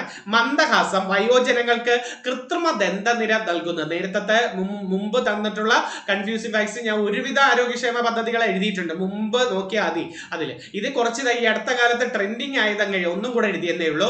മന്ദഹാസം വയോജനങ്ങൾക്ക് കൃത്രിമ ദന്തനിര വെക്കുന്നത്. സ്നേഹസാന്ത്വനം എൻഡോസൾഫ ദുരിതബാധിതർക്കുള്ള പദ്ധതിയാണ് സ്നേഹസ്വാന്തനം. വെരി വെരി ഇമ്പോർട്ടന്റ്, വരാൻ സാധ്യതയുള്ള ഒരു ക്വസ്റ്റ്യൻ. സ്നേഹസ്പർശം എന്താ ഇപ്പൊ കഴിഞ്ഞ ആഴ്ചയിൽ ചോദിച്ചു. അവിവാഹിതരായ അമ്മമാരുടെ സാമ്പത്തിക സഹായവുമായി ബന്ധപ്പെട്ടത് സ്നേഹസ്പർശം. സ്നേഹപൂർവം മാതാപിതാക്കളിൽ ഒരാൾ മരിക്കുകയോ അല്ലെങ്കിൽ രണ്ടുപേരും ഇല്ലയോ, ഒരാൾ ജീവിച്ചിരിക്കുകയോ ഒരാൾ മരിക്കുകയോ ഒക്കെ ചെയ്ത് അത് നോക്കാൻ സംരക്ഷിക്കാൻ പറ്റാത്തവർക്ക് അവരുടെ മറ്റു കുടുംബാംഗങ്ങളുടെ നിശ്ചിത തുക നടത്തി ആ കുട്ടികളെ സംരക്ഷിപ്പിക്കുന്ന പദ്ധതി സ്നേഹപൂർവം. തൂഫാൻ നമുക്കറിയാം, കേരളത്തിലെ ലഹരി വിരുദ്ധ ബോധവൽക്കരണ പദ്ധതിയുടെ പേര് തൂഫാൻ. അതുപോലെ സുബോധം, അതും ഒരു മുമ്പത്തെ ലഹരി വിരുദ്ധ ബോധവൽക്കരണ പരിപാടി സുബോധം. സുഹൃതം കേരളത്തിന്റെ സൗജന്യ ക്യാൻസർ ചികിത്സാ പദ്ധതിയാണ്. സുഹൃതം മമ്മൂട്ടിയായിരുന്നു ബ്രാൻഡ് അംബാസഡർ. സൗജന്യ ക്യാൻസർ ചികിത്സാ പദ്ധതി. സ്പെക്ട്രം ഉറപ്പായിട്ട് വരാൻ പറ്റിയ ഒരു ക്വസ്റ്റ്യൻ. ഓട്ടിസം ബാധിച്ച കുട്ടികൾക്ക് വേണ്ടിയുള്ള പദ്ധതിയാണ് സ്പെക്ട്രം ഓട്ടിസം. അശ്വമേധം കുഷ്ഠരോഗികളുമായി ബന്ധപ്പെട്ട പദ്ധതി, കുഷ്ഠരോഗ നിർമ്മാർജ്ജനവുമായി ബന്ധപ്പെട്ടത് അശ്വമേധം. വിവാ കേരളം അനീമിയ നിർമ്മാർജ്ജനവുമായി ബന്ധപ്പെട്ടതാണ് വിവാ കേരളം. മിഠായി കുട്ടികളിൽ പ്രമേഹം തടയുന്നതുമായി ബന്ധപ്പെട്ട പദ്ധതി ഏതാണ്? മിഠായിയാണ്. അപ്പം വിവാ കേരളം അനീമിയ, അതുപോലെ പരീക്ഷയ്ക്ക് ചോദിക്കുക അശ്വമേധം കുഷ്ഠം, സ്പെക്ട്രം ഓട്ടിസം, സുഹൃതം ക്യാൻസർ, സുബോധം ലഹരി വിരുദ്ധം, മിഠായി കുട്ടികളിൽ പ്രമേഹവുമായി ബന്ധപ്പെട്ട പദ്ധതി. അതുപോലെ ആരോഗ്യ കിരണം ചോദിച്ചിട്ടുണ്ട്. 18 വയസ്സിൽ താഴെയുള്ള മാരക രോഗങ്ങൾക്ക്, അർബുദം, ഹൃദ്രോഗം, വൃക്ക, മസ്തിഷ്ക രോഗങ്ങൾക്ക് വേണ്ടിയുള്ള പദ്ധതി ആരോഗ്യ കിരണം. ആശ്വാസ കിരണം കിടപ്പിലായ രോഗികളെ ചികിത്സിക്കുന്നതിനുള്ള ധനസഹായം കൊടുക്കുന്നത് ആശ്വാസ കിരണം. അത് ഉറപ്പായിട്ട് ഇപ്പം എനിക്ക് തോന്നുന്നു ഇപ്പോഴത്തെ ഏതായിരുന്നു ഫയർഫോഴ്സ് പരീക്ഷയ്ക്ക് ചോദിച്ച ക്വസ്റ്റ്യൻ ആയിരുന്നു. കിടപ്പിലായ രോഗികളെ ചികിത്സിക്കാൻ വരുന്നവർക്ക് ഒരു നിശ്ചിത ധനസഹായം കൊടുക്കുന്ന പദ്ധതി ആശ്വാസ കിരണം. ചങ്ങാതി അന്യ സംസ്ഥാന തൊഴിലാളികൾക്ക് നൽകുന്ന സാക്ഷരതാ പദ്ധതിയുടെ പേരെന്താണ്? ചങ്ങാതി. ഇത് എത്രയെന്ന് നോക്കിയേക്കണേ, മുമ്പത്തെ ക്ലാസ്സുകളിൽ ഞാൻ ഇട്ടിട്ടുണ്ട്, അതും കൂടെ ഒന്ന് നോക്കിയിട്ട് പോകണേ. ഓക്കെ, താലോലം പദ്ധതിയും പരീക്ഷയ്ക്ക് ചോദിക്കും. 18 വയസ്സിൽ താഴെയുള്ള കുട്ടികൾക്കുള്ള സൗജന്യ ചികിത്സാ പദ്ധതി താലോലം. അക്ഷയ ഇതാണ് ക്ഷയരോഗവുമായി ബന്ധപ്പെട്ട്. അപ്പൊ ക്ഷയരോഗവുമായി ബന്ധപ്പെട്ടത് ഏതാണ്? അക്ഷയ. ക്ഷയരോഗവുമായി ബന്ധപ്പെട്ടത് അക്ഷയ. മൃതസഞ്ജീവനി അത് നമുക്കറിയാം. മസ്തിഷ്ക മരണം സംഭവിച്ചവരുടെ അവയവദാന പദ്ധതിയുടെ പേരാണ് മൃതസഞ്ജീവനി എന്ന് പറയുന്നത്. മോഹൻലാൽ അല്ലായിരുന്നു അതിന്റെ ബ്രാൻഡ് അംബാസഡർ. മസ്തിഷ്ക മരണം സംഭവിച്ചവരുടെ അവയവദാന പദ്ധതി മൃതസഞ്ജീവനി. അതുപോലെ മനുഷ്യാവകാശ കമ്മീഷനും വിവരാവകാശ കമ്മീഷന്റെ ബേസിക് ക്വസ്റ്റ്യൻ ഉറപ്പായിട്ട് നിങ്ങൾക്ക് ഉണ്ട് പ്രിലിംസിന്. മനുഷ്യാവകാശം വേറെ അധികം ഒന്നും പറയുന്നില്ല. മനുഷ്യാവകാശം വിവരാവകാശ കമ്മീഷന്റെ ബേസിക് പഠിക്കണം. ഞാൻ ബേസിക് മാത്രം എഴുതിയിട്ടുണ്ട്, ജസ്റ്റ് ഒന്ന് നോക്കേ.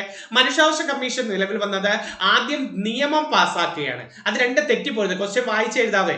മനുഷ്യാവകാശ കമ്മീഷൻ, ദേശീയ മനുഷ്യാവകാശ കമ്മീഷൻ നിയമം പാർലമെന്റ് പാസ്സാക്കിയത് 1993 സെപ്റ്റംബർ 28-നും ഇത് നിലവിൽ വന്നത് 93 ഒക്ടോബർ 12-നുമാണ്. അപ്പൊ മനുഷ്യാവകാശ കമ്മീഷൻ നിയമം പാർലമെന്റ് പാസ്സാക്കിയത് 93 സെപ്റ്റംബർ 28-നും നിലവിൽ വന്നത് 93 ഒക്ടോബർ 12. അപ്പൊ ഡേറ്റ് പഠിച്ച് 93 ഒക്ടോബർ 12. ആസ്ഥാനത്തിന് പറയുന്ന പേര് മാനവ് അധികാർ ഭവൻ അഥവാ സർദാർ പട്ടേൽ ഭവൻ അഥവാ ബരീദ് കോർട്ട് ഹൗസ് എന്നാണ്.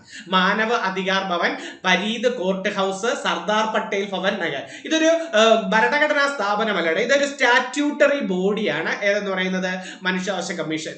ചെയർമാൻ ഉൾപ്പെടെ 6 പേരാണ് ഉള്ളത്. നിയമിക്കുന്നതും നീക്കം ചെയ്യുന്നതും പ്രസിഡന്റ് ആണ്.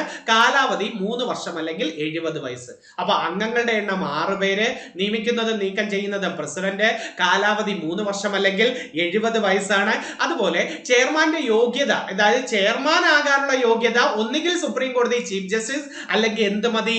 ജഡ്ജി മതിയുടെ. അപ്പൊ ദേശീയ മനുഷ്യാവകാശ കമ്മീഷന്റെ ചെയർമാന്റെ യോഗ്യത ചിലപ്പോൾ ചോദിച്ചാൽ ഒന്നുകിൽ സുപ്രീം കോടതി ചീഫ് ജസ്റ്റിസ് അല്ലെങ്കിൽ ജഡ്ജി മതി.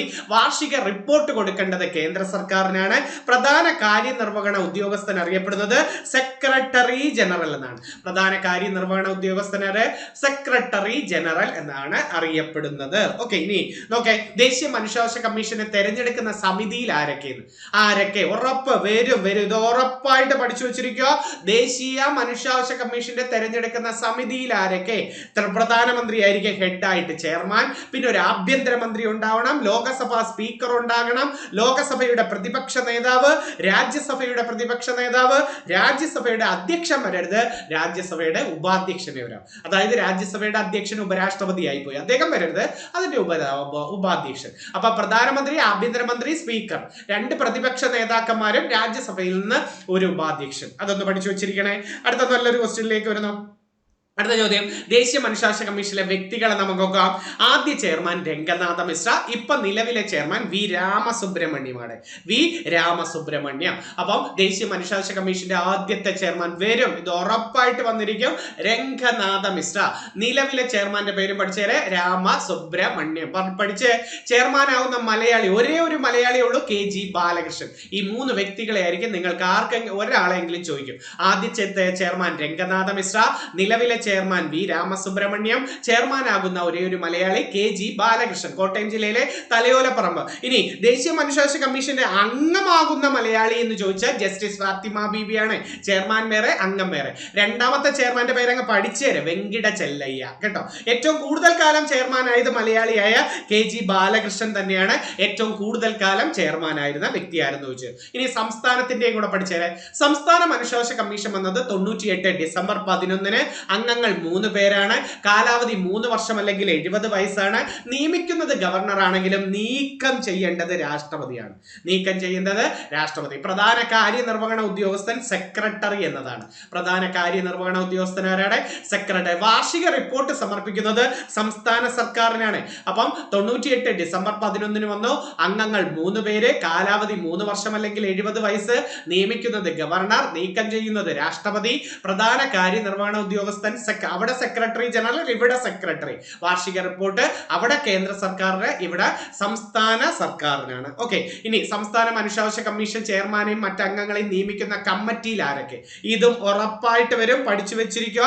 സംസ്ഥാന മനുഷ്യാവകാശ കമ്മീഷനിൽ 3 പേരാണ് ആ കമ്മിറ്റിയിലുള്ളത്. ഒന്ന് മുഖ്യമന്ത്രി, ഒന്ന് ആഭ്യന്തരമന്ത്രി, പിന്നെ പ്രതിപക്ഷ നേതാവ്. അപ്പൊ മുഖ്യമന്ത്രിയും ആഭ്യന്തരമന്ത്രിയും നിയമസഭയുടെ പ്രതിപക്ഷ നേതാവ് എന്തിൽ വരണം? സംസ്ഥാന മനുഷ്യാവകാശ കമ്മീഷൻ ചെയർമാനെയും മറ്റംഗങ്ങളെയും നിയമിക്കുന്ന സമിതിയിൽ ഉണ്ടാവണം. ആദ്യത്തെ chairman justice Pareeth Pillai, MM Pareeth Pillai. ഇതും വെരി വെരി ഇമ്പോർട്ടന്റ് ആണ്, കുറെ പരീക്ഷയ്ക്ക് ചോദിച്ചിട്ടുള്ളതാണ്.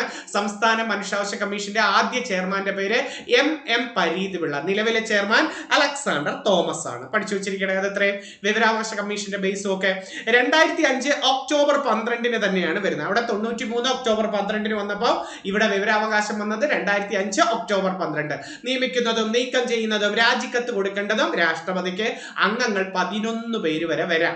ഇതിന്റെ ആസ്ഥാനത്തിന് പറയുന്ന പേര് CIC ഭവൻ എന്നാണ്. വിവരാവകാശ കമ്മീഷന്റെ ആദ്യകാല ആസ്ഥാനം എന്ന് ചോദിച്ചാൽ ആഗസ്റ്റ് ക്രാന്തി എന്നല്ല, ആഗസ്റ്റ് ക്രാന്തി എന്നായിരുന്നു വരേണ്ടത്.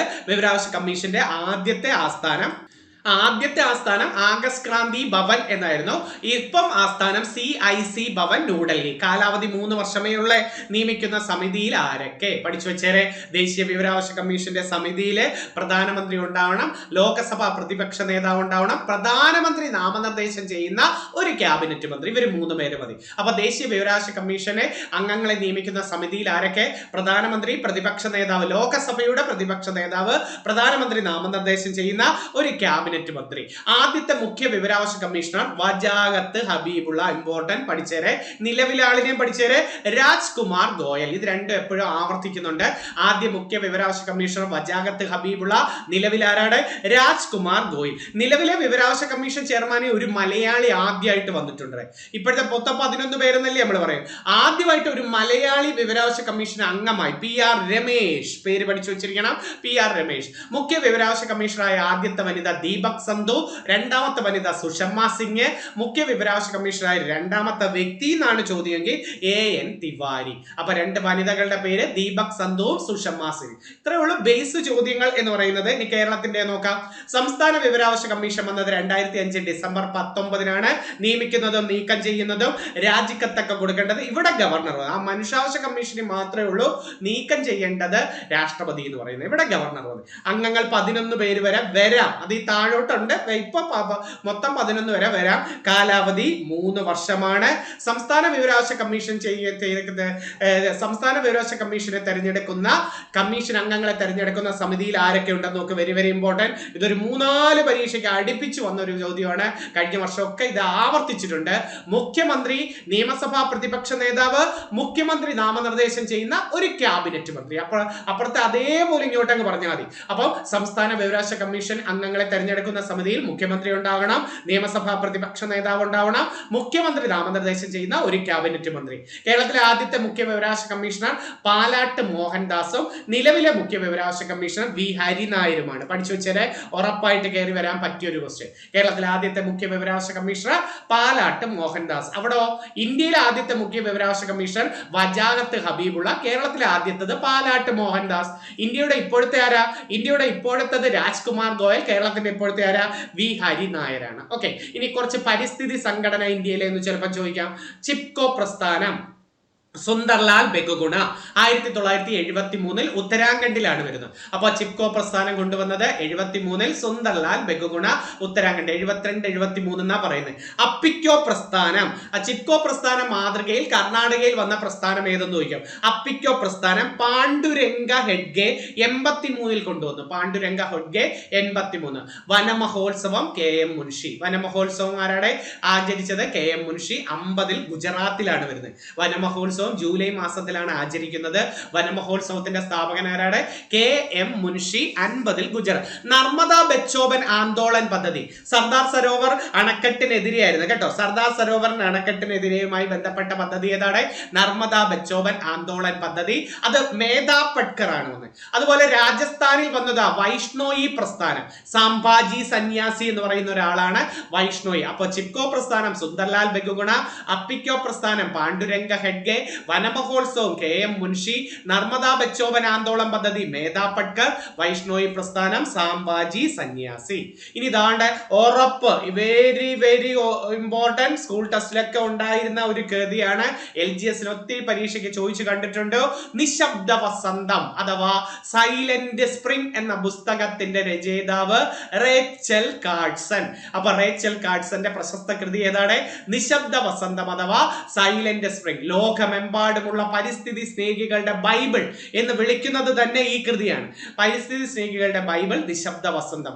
DDT പോലുള്ള കീടനാശിനികൾ സൃഷ്ടിക്കുന്ന പാരിസ്ഥിതിക ആഘാതത്തെ കുറിച്ചുള്ള കൃതിയാണ് ഇത് പറയുന്നത്. 1962 ഇത് പ്രസിദ്ധീകരിക്കുന്നത്.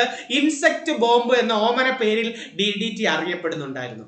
72 DDT നിരോധനമൊക്കെ അമേരിക്കയിൽ ഏർപ്പെടുത്തി. അമേരിക്കയിൽ ഇതിലൂടെ DDT നിരോധനം 72 കൂടി നടക്കി. ഇത് ഉറപ്പായിട്ട് വരാൻ പറ്റിയ ഒരു ക്വസ്റ്റ്യൻ. അപ്പൊ നിശബ്ദ വസന്ത അഥവാ സൈലന്റ് സ്പ്രിംഗ് ആരുടെ കൃതി? റേച്ചൽ കാർഡ്സൺ. ഏത് കീടനാശിനിയാ? DDT പോലുള്ള കീടനാശിനികൾ സൃഷ്ടിക്കുന്ന പരിസ്ഥിതി ആഘാതങ്ങളെ കുറിച്ച്. ഇനി UNOന്റെ ബേസിക് മാത്രം നോക്കാം.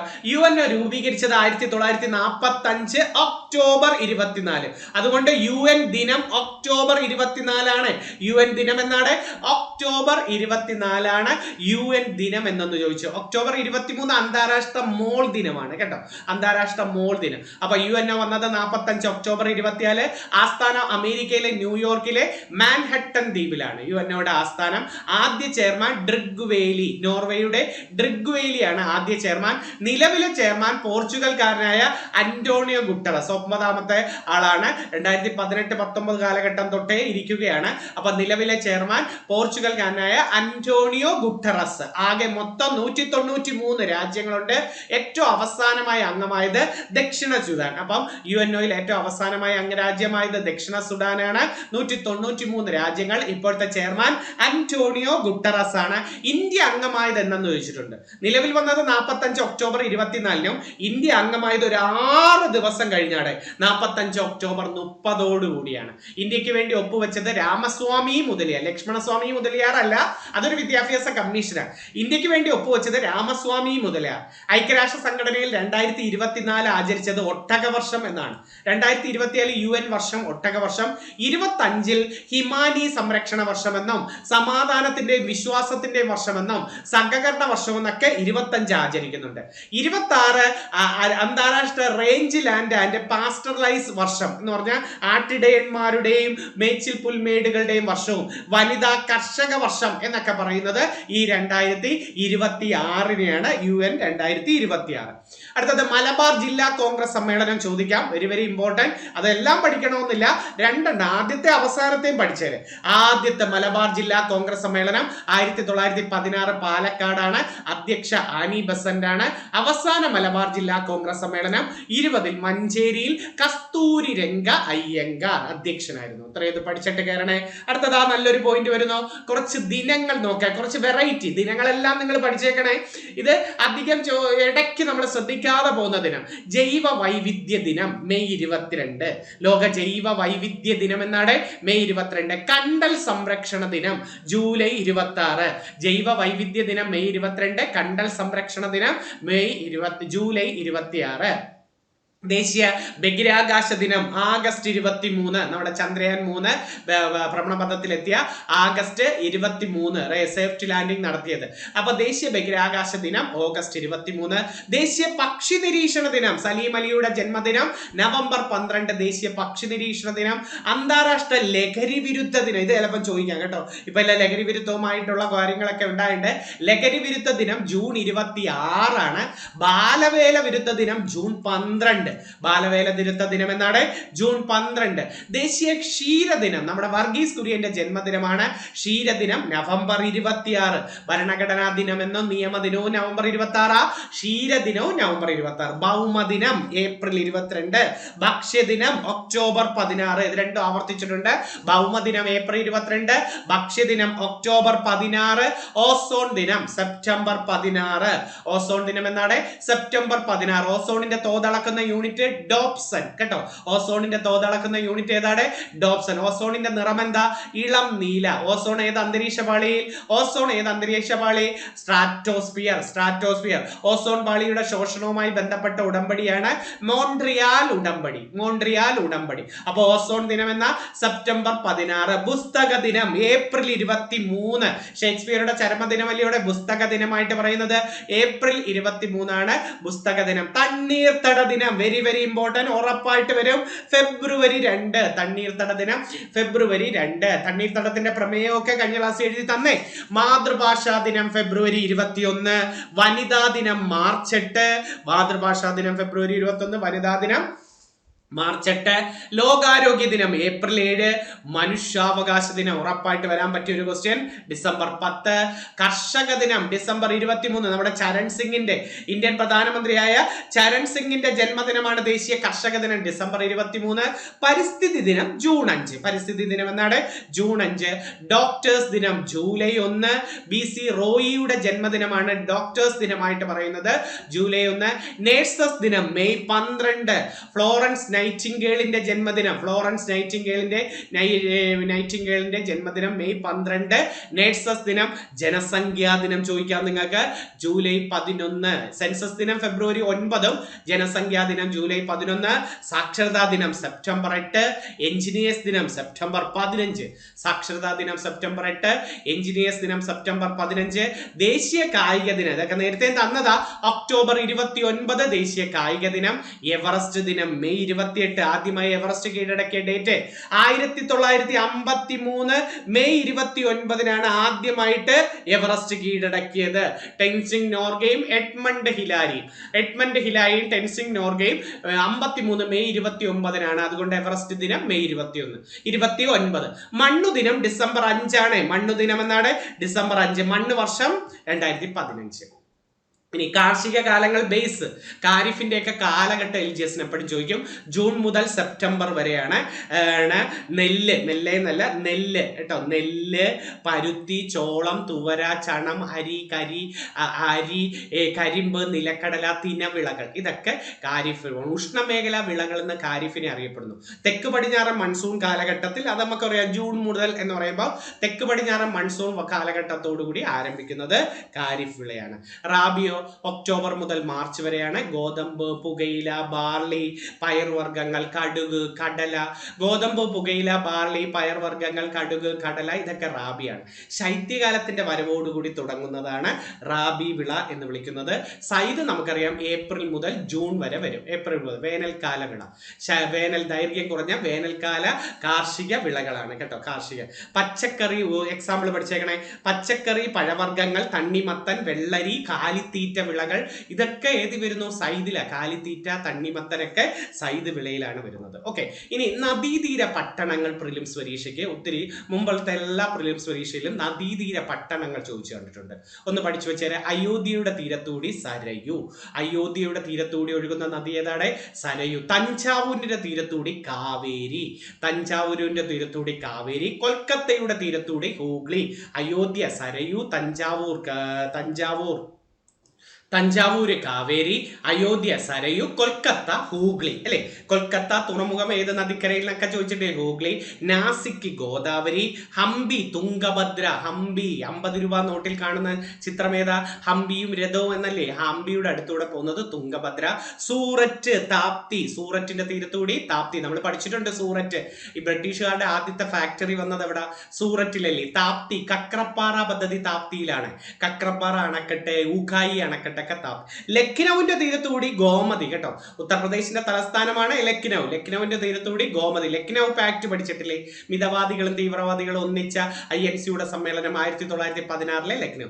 വിജയവാഡയുടെ തീരത്തുകൂടി കൃഷ്ണ. മധുരയുടെ തീരത്തുകൂടി വൈഗ. ഇത് നമ്മുടെ തമിഴ്നാട്ടിലെ മധുരയാണ്. അല്ലാതെ ഉത്തർപ്രദേശിൽ ഒരു മധുരയുണ്ട് കണ്ടോ, മധുര ഇങ്ങനെയാണ് എഴുതുന്നത്. അത് യമുന നദിയാണ്. ചെന്നൈയുടെ തീരത്തുകൂടി അടയാർ, കൂവം, അടയാർ എന്നൊക്കെ പറയാം. അപ്പൊ കൂവം, അടയാർ ചെന്നൈയുടെ തീരത്തുകൂടി ഏതൊക്കെയാണ്? കൂവം, അടയാർ ഇതൊക്കെ. മധുരയുടെ തീരത്തുകൂടി വൈഗ ചോദിച്ചിട്ടുള്ള ക്വസ്റ്റ്യൻ ആണ്. മധുര മറ്റേ ഉത്തർപ്രദേശിലെ മധുരയാണെങ്കിൽ യമുന. തിരുച്ചിറപ്പള്ളി കാവേരി. ഉജ്ജയിനിയിലൂടെ ഒഴുകുന്ന നദി ക്ഷിപ്ര. ഉജ്ജയിനിയിലൂടെ ഒഴുകുന്ന നദി ഏതാണ്? ക്ഷിപ്ര നദി. കട്ടക്കിന്റെ തീരത്തുകൂടി മഹാനദി. ഹൈദരാബാദ് മുസി. ഹൈദരാബാദിന്റെ തീരത്തുകൂടി മുസി. കട്ടക്കാണ് മഹാനദി. ജംഷഡ്പൂരും റാഞ്ചിയും സുവർണരേഖ നദി.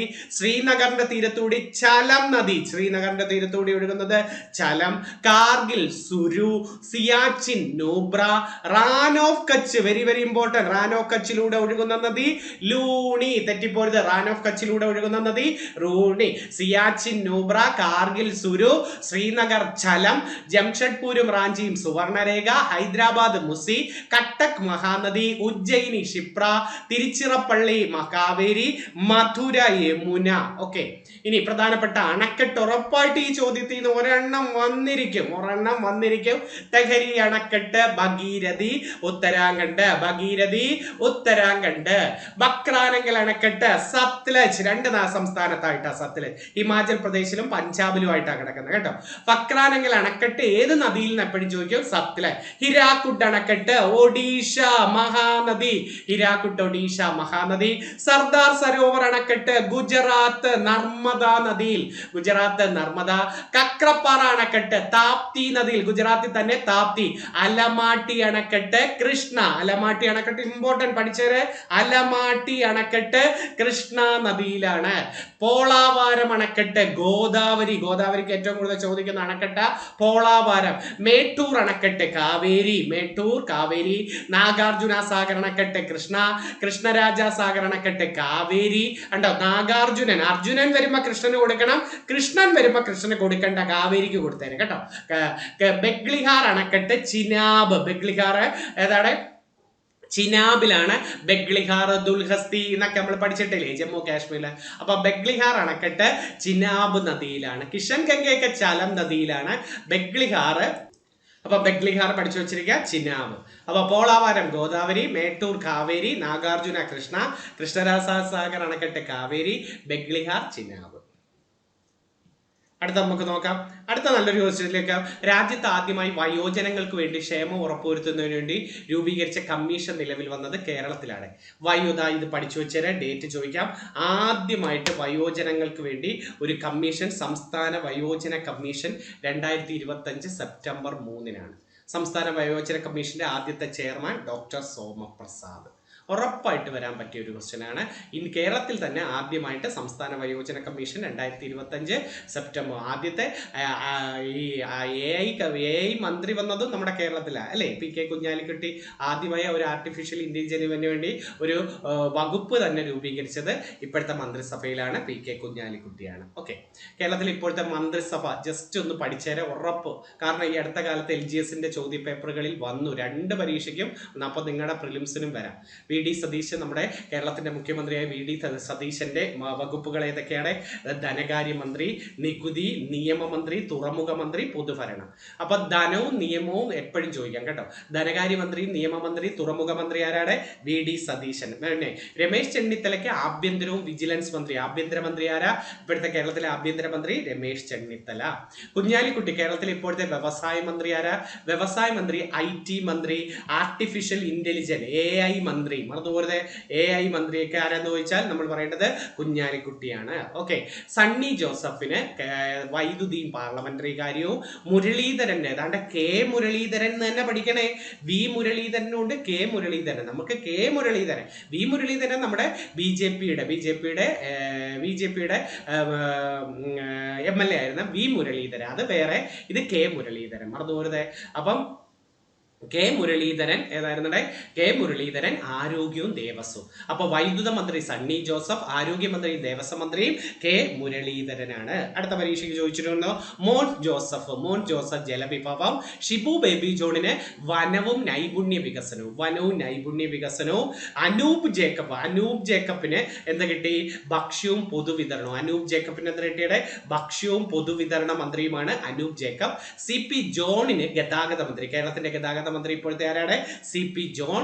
M ഷംസുദ്ദീന് പൊതുവിദ്യാഭ്യാസ മന്ത്രി. കേരളത്തിലെ ഇപ്പോഴത്തെ പൊതുവിദ്യാഭ്യാസവും വഖഫും M ഷംസുദ്ദീൻ. റവന്യൂ മന്ത്രി AP അനിൽകുമാറാണ്. കേരളത്തിന്റെ ഇപ്പോഴത്തെ റവന്യൂ മന്ത്രി ആരാണ്? AP അനിൽകുമാർ. കേരളത്തിലെ ഇപ്പോഴത്തെ ഉന്നത വിദ്യാഭ്യാസം റോജി M ജോൺ ആണ്. ഉന്നത വിദ്യാഭ്യാസം റോജി M ജോൺ.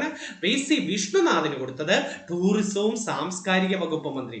കേരളത്തിൽ ഇപ്പോഴത്തെ ടൂറിസം മന്ത്രിയും സാംസ്കാരിക വകുപ്പ് മന്ത്രിയും ആരാണ്? PC വിഷ്ണുനാഥാണ്. കേരളത്തിൽ ഇപ്പോഴത്തെ തൊഴിൽ മന്ത്രി, വനിതാ ശിശുക്ഷേമം, ക്ഷീരവികസനം ഇതൊക്കെ ബിന്ദു കൃഷ്ണയാണ്. M ലിജുവിന് കൊടുത്തത് എക്സൈസ് മന്ത്രിയും സഹകരണ മന്ത്രിയും. കേരളത്തിലെ ഇപ്പോഴത്തെ എക്സൈസും സഹകരണ മാർക്കാണ് M ലിജുവിനാണ് കൊടുത്തിരിക്കുന്നത്. KM ഷാജിയാണ് കേരളത്തിലെ ഇപ്പോഴത്തെ തദ്ദേശ സ്വയംഭരണ വകുപ്പ് മന്ത്രി. KM ഷാജിയാണ്. PK ബഷീറിന് കേരളത്തിലെ ഇപ്പോഴത്തെ പൊതുമരാമത്ത് വകുപ്പ് മന്ത്രി. PK ബഷീറാണ് പൊതുമരാമത്ത് വകുപ്പ് മന്ത്രി. കേരളത്തിലെ ഇപ്പോഴത്തെ ഫിഷറീസ് മന്ത്രി VE അബ്ദുൾ ഗഫൂർ. ഫിഷറീസ് മന്ത്രി V അബ്ദുൾ ഗഫൂർ. T സിദ്ദിഖിനാണ് കേരളത്തിലെ ഇപ്പോഴത്തെ കൃഷി മന്ത്രി. അപ്പൊ കേരളത്തിലെ ഇപ്പോഴത്തെ കൃഷി മന്ത്രി T സിദ്ദിഖ്. ഫിഷറീസ് മന്ത്രി V അബ്ദുൾ ഗഫൂർ. KE തുളസി രണ്ടാമത്തെ വനിതാ മന്ത്രി. 2 വനിതാ മന്ത്രിമാരല്ലേ ഉള്ളൂ. പിന്നോക്ക ക്ഷേമ വകുപ്പ് മന്ത്രിയാണ് KA തുളസി. OA ജനീഷിനാണ് കായിക മന്ത്രി. ചോദിക്കാൻ പറ്റിയ ഒരു ക്വസ്റ്റ്യൻ. കേരളത്തിലെ കായിക മന്ത്രിയും യുവജനക്ഷേമ വകുപ്പ് മന്ത്രിയും OJ ജനീഷ്. മറന്നുപോലെ കായിക മന്ത്രിയും യുവജനക്ഷേമ വകുപ്പ് മന്ത്രിമാരാണ് OJ ജനീഷ് ആണ്. ഓക്കെ, ഇത് ഇനി കേരളത്തിലെ പ്രക്ഷോഭങ്ങൾ ഞാനൊന്ന് ജസ്റ്റ് ഒന്ന് ഇട്ടേക്കാം, ഒന്ന് പഠിച്ചു വെച്ചിരിക്കണേ. അഞ്ചുതെങ്ങ് കലാപം എന്ന 1697, ആറ്റിങ്ങൽ കലാപം 1721 ആറ്റിങ്ങൽ കലാപം. വേണാട് ഉടമ്പടി 1723. ആറ്റിങ്ങൽ കലാപം അവസാനിപ്പിച്ച ഉടമ്പടി ഏതാണ്? വേണാട് ഉടമ്പടി 23. തൃപ്പടിദാനം എന്ന 1750 ജനുവരി 3 തൃപ്പടിദാനം നടത്തിയത് മാർത്താണ്ഡവർമ്മയാണ്. മാമാങ്കം അവസാനിച്ചത് 1755 രണ്ടാം തൃപ്പടിദാനം ധർമ്മരാജ നടത്തിയത് 1766. അടുത്ത 2 ഉറപ്പായിട്ട് വരുന്ന ക്വസ്റ്റ്യൻ. ഒന്നാം പഴശ്ശി വിപ്ലവ കാലഘട്ടം 1793-97. രണ്ടാം പഴശ്ശി വിപ്ലവ കാലഘട്ടം 1800-1805. ഇവിടെ ഒരു ശ്രീരംഗപട്ടണ ഉടമ്പടിയും കൂടെ പഠിച്ചേരാം, അടുത്ത് കിടക്കുന്നത് കൊണ്ട് ഉറപ്പായിട്ട് വരുന്ന ഒരു ക്വസ്റ്റ്യൻ. 1792 ശ്രീരംഗപട്ടണ ഉടമ്പടി. ബ്രിട്ടീഷുകാർക്ക് മലബാർ വിട്ടുകൊടുത്ത ഉടമ്പടി. ബ്രിട്ടീഷുകാർക്ക് മലബാർ വിട്ടുകൊടുത്ത ഉടമ്പടി ഏതാണ്? ശ്രീരംഗപട്ടണ ഉടമ്പടി. ഏത് വർഷമാ? 1792. ഒന്നാം പഴശ്ശി വിപ്ലവം 93-97, 2800-805, നായർ പട്ടാള ലഹള 1804. പഴശ്ശിരാജ കൊല്ലപ്പെട്ട ഡേറ്റോടുകൂടി പഠിച്ചേ പറ്റൂ. 1805 നവംബർ 30. കുണ്ടറ വിളംബരം 1809 ജനുവരി 11. കുറിച്യർ ലഹള 1812. ഒന്നാം ചാനാർ ലഹള എടുത്തു ചോദിച്ച 1822. മെയിൻ ചാനാർ ലഹള 1859. പണ്ടാരപ്പാട്ട വിളംബരം തിരുവിതാംകൂറിൽ കർഷകരുടെ മാഗ്നാ കാർട്ട എന്ന് വിളിക്കുന്നത് ആയില്യം തിരുനാൾ പുറപ്പെടുവിച്ച പണ്ടാരപ്പാട്ട വിളംബരം 1865. മലയാളി മെമ്മോറിയൽ 1891 ജനുവരി 1 ജനുവരി 1 വില്ലുവണ്ടി യാത്ര. അപ്പൊ മലയാളി മെമ്മോറിയൽ 1891 ജനുവരി 1 വില്ലുവണ്ടി യാത്ര. അയ്യങ്കാളിയുടേത് 1893. തൊട്ടടുത്ത് കിടപ്പുണ്ട് മുല്ലപ്പെരിയാർ അണക്കെട്ട്. 1895 മുല്ലപ്പെരിയാർ അണക്കെട്ട്. ഈഴവ മെമ്മോറിയൽ 1896 സെപ്റ്റംബർ 3 രണ്ടാം ഈഴവ മെമ്മോറിയൽ 1900 രണ്ടാം ഈഴ, അത് കട്സൺ പ്രഭുവിനാണ് രണ്ടാം ഈഴവ. മറ്റു രണ്ടും കൊടുക്കുന്നത് ശ്രീമൂലം തിരുനാളിനും. ഈ രണ്ടാം ഈഴവ മെമ്മോറിയൽ കട്സൺ പ്രഭുവിന് 1900 കൊടുത്തു. പുലയ ലഹള, ഊരട്ടമ്പല ലഹള, 90-ാം ആണ്ട് ലഹള എന്നൊക്കെ വിളിക്കുന്നത് 1915 അയ്യങ്കാളിയുടേത്. പെരിനാട് ലഹള അഥവാ കല്ലുമാല സമരം 15 തന്നെയാണ്. മലബാർ ജില്ലാ കോൺഗ്രസ് സമ്മേളനം 16. തളി ക്ഷേത്ര സമരം, കോഴിക്കോട് തളി ക്ഷേത്ര സമരം 17. മലബാർ കലാപം 21. അതിനെ തുടർന്നുണ്ടായ വാഗൺ ട്രാജഡി 21 നവംബർ 10. വൈക്കം സത്യാഗ്രഹം 24 മാർച്ച് 30. ഡേറ്റ് വേണം. വൈക്കം സത്യാഗ്രഹം തുടങ്ങിയത് 24 മാർച്ച് 30, അവസാനിച്ചത് 25 നവംബർ 23. സവർണ ജാഥ മന്നത്ത് പത്മനാഭൻ 24 നവംബർ 1. വൈക്കം സത്യാഗ്രഹത്തെ തുടർന്ന് സവർണ ജാഥ 24 നവംബർ 1. ശുചീന്ദ്രം സത്യാഗ്രഹം 26. ഉപ്പ് സത്യാഗ്രഹം ഡേറ്റ് വേണം. 30 ഏപ്രിൽ 13 ഉപ്പ് നിയമം ലംഘിച്ചത്. ഗുരുവായൂർ സത്യാഗ്രഹം 31 നവംബർ 1. യാചനാ യാത്ര VT ഭട്ടതിരിപ്പാടിന്റെ 31. നിവർത്തന പ്രക്ഷോഭം 32. നിവർത്തന പ്രക്ഷോഭത്തെ തുടർന്ന് കോഴഞ്ചേരി പ്രസംഗം C കേശവൻ നടത്തിയത് 35. AKGയുടെ പട്ടിണി ജാഥ 36. തിരുവിതാംകൂർ പബ്ലിക് സർവീസ് കമ്മീഷൻ വന്നത് 36. ക്ഷേത്രപ്രവേശന വിളംബരം വന്നത് 36 നവംബർ 12. ഡേറ്റ് ഇട്ടേരെ, വെരി വെരി ഇമ്പോർട്ടന്റ്. ക്ഷേത്രപ്രവേശന വിളംബരം 36 നവംബർ 12. വൈദ്യുത പ്രക്ഷോഭം 36. തൃശ്ശൂര് വൈദ്യുത പ്രക്ഷോഭം 36. തിരുവിതാംകൂർ സ്റ്റേറ്റ് കോൺഗ്രസ് 38. അക്കമ്മ ചെറിയാന്റെ രാജധാനി മാർച്ച് 38. കടക്കൽ സമരം, കൊല്ലം ജില്ലയിൽ നടന്ന കടക്കൽ സമരം 38. കല്ലറ പാങ്ങോട് സമരം 38. കണ്ണൂർ ജില്ലയിൽ നടന്ന 40 മൊറാഴ സമരം. കാസർഗോഡ് ജില്ലയിൽ 41 കയ്യൂർ സമരം. കോഴിക്കോട് ജില്ലയിൽ കീഴറിയൂർ ബോംബ് കേസ് 42. കണ്ണൂർ കരിവള്ളൂർ സമരം 46. കാസർഗോഡ് തോൽവിറക് സമരം 46. ആലപ്പുഴയിൽ പുന്നപ്ര വയലാർ സമരം 46. തൃശ്ശൂർ കുട്ടംകുളം സമരം 46. പാലിയം സത്യാഗ്രഹം എറണാകുളം ജില്ലയിൽ 47. പാലിയം സത്യാഗ്രഹം എറണാകുളം ജില്ലയിൽ 47. C കേശവനായിരുന്നു നേതാവ്. പാലിയം ഇതൊക്കെ ഞാൻ ഡീറ്റെയിൽ പിന്നെ നാളൊക്കെ പറഞ്ഞിട്ടുണ്ട്, അതുകൊണ്ട് വിട്ടുപോയതൊക്കെ. മാഹി വിമോചന സമരം 48. കൂത്താളി സമരം ഒന്ന് പഠിച്ചേര് 40-50. കുളച്ചൽ യുദ്ധം നമ്മൾ അവിടെ വിട്ടുപോയായിരുന്നു. 1741 കുളച്ചൽ യുദ്ധം ഓഗസ്റ്റ് 10 1741 പഠിച്ചു വെച്ചിരിക്കണേ. നല്ല കുറച്ച് കാര്യങ്ങളായിരുന്നു. ഓക്കെ, ഇത് ഇത്രയാണ്. ഇന്ന് ഒത്തിരി സമയം എടുത്തോ എന്നൊരു ഡൗട്ട്. എന്തായാലും ഞാൻ വരുന്ന ചൊവ്വാഴ്ച ലാസ്റ്റ് ക്ലാസ്, നിങ്ങളുടെ ആ ലാസ്റ്റ് ക്ലാസ്സുമായി ബന്ധപ്പെട്ട് ഫുള്ളൊന്ന് രാത്രി 7 മണി തൊട്ട് 10 മണി വരെ എൻട്രിയുടെ ലൈവില്, എൻട്രി PSC ലൈവില് വരും. മാക്സിമം കേക്ക് എന്തായാലും ഒരു 5 മാർക്കൊന്നും അല്ല, കുറേ മാർക്ക് അതിൽ കിട്ടിയിരിക്കുക. 10ഓ 15ഓ മാർക്ക് കിട്ടട്ടെ എന്ന് പ്രാർത്ഥിച്ചുകൊണ്ട് എല്ലാ ടോപ്പിക്കും കവർ ചെയ്ത് മാക്സിമം പഠിപ്പിച്ചു തരാം കേട്ടോ. അപ്പോൾ ഇരുന്ന് പഠിക്കും സന്തോഷത്തോടെ. എല്ലാവിധ ആശംസകളും. കിട്ടണേ കുറച്ച് പേർക്കൊക്കെ പ്രിലിംസ് പാസ്സാകണോടെ. ഇതിലെ ലിസ്റ്റ് വരും, തീർച്ചയായിട്ടും വരും. ധൈര്യമായിട്ട് മുന്നോട്ട് ഇനിയായിട്ട് പേടിപ്പിക്കുന്നില്ല. എല്ലാവിധ ആശംസകളും. നല്ലൊരു റിവിഷൻ ക്ലാസ്സുമായിട്ട് നമുക്ക് ചൊവ്വാഴ്ച രാത്രി കാണാം. നന്ദി, നമസ്കാരം.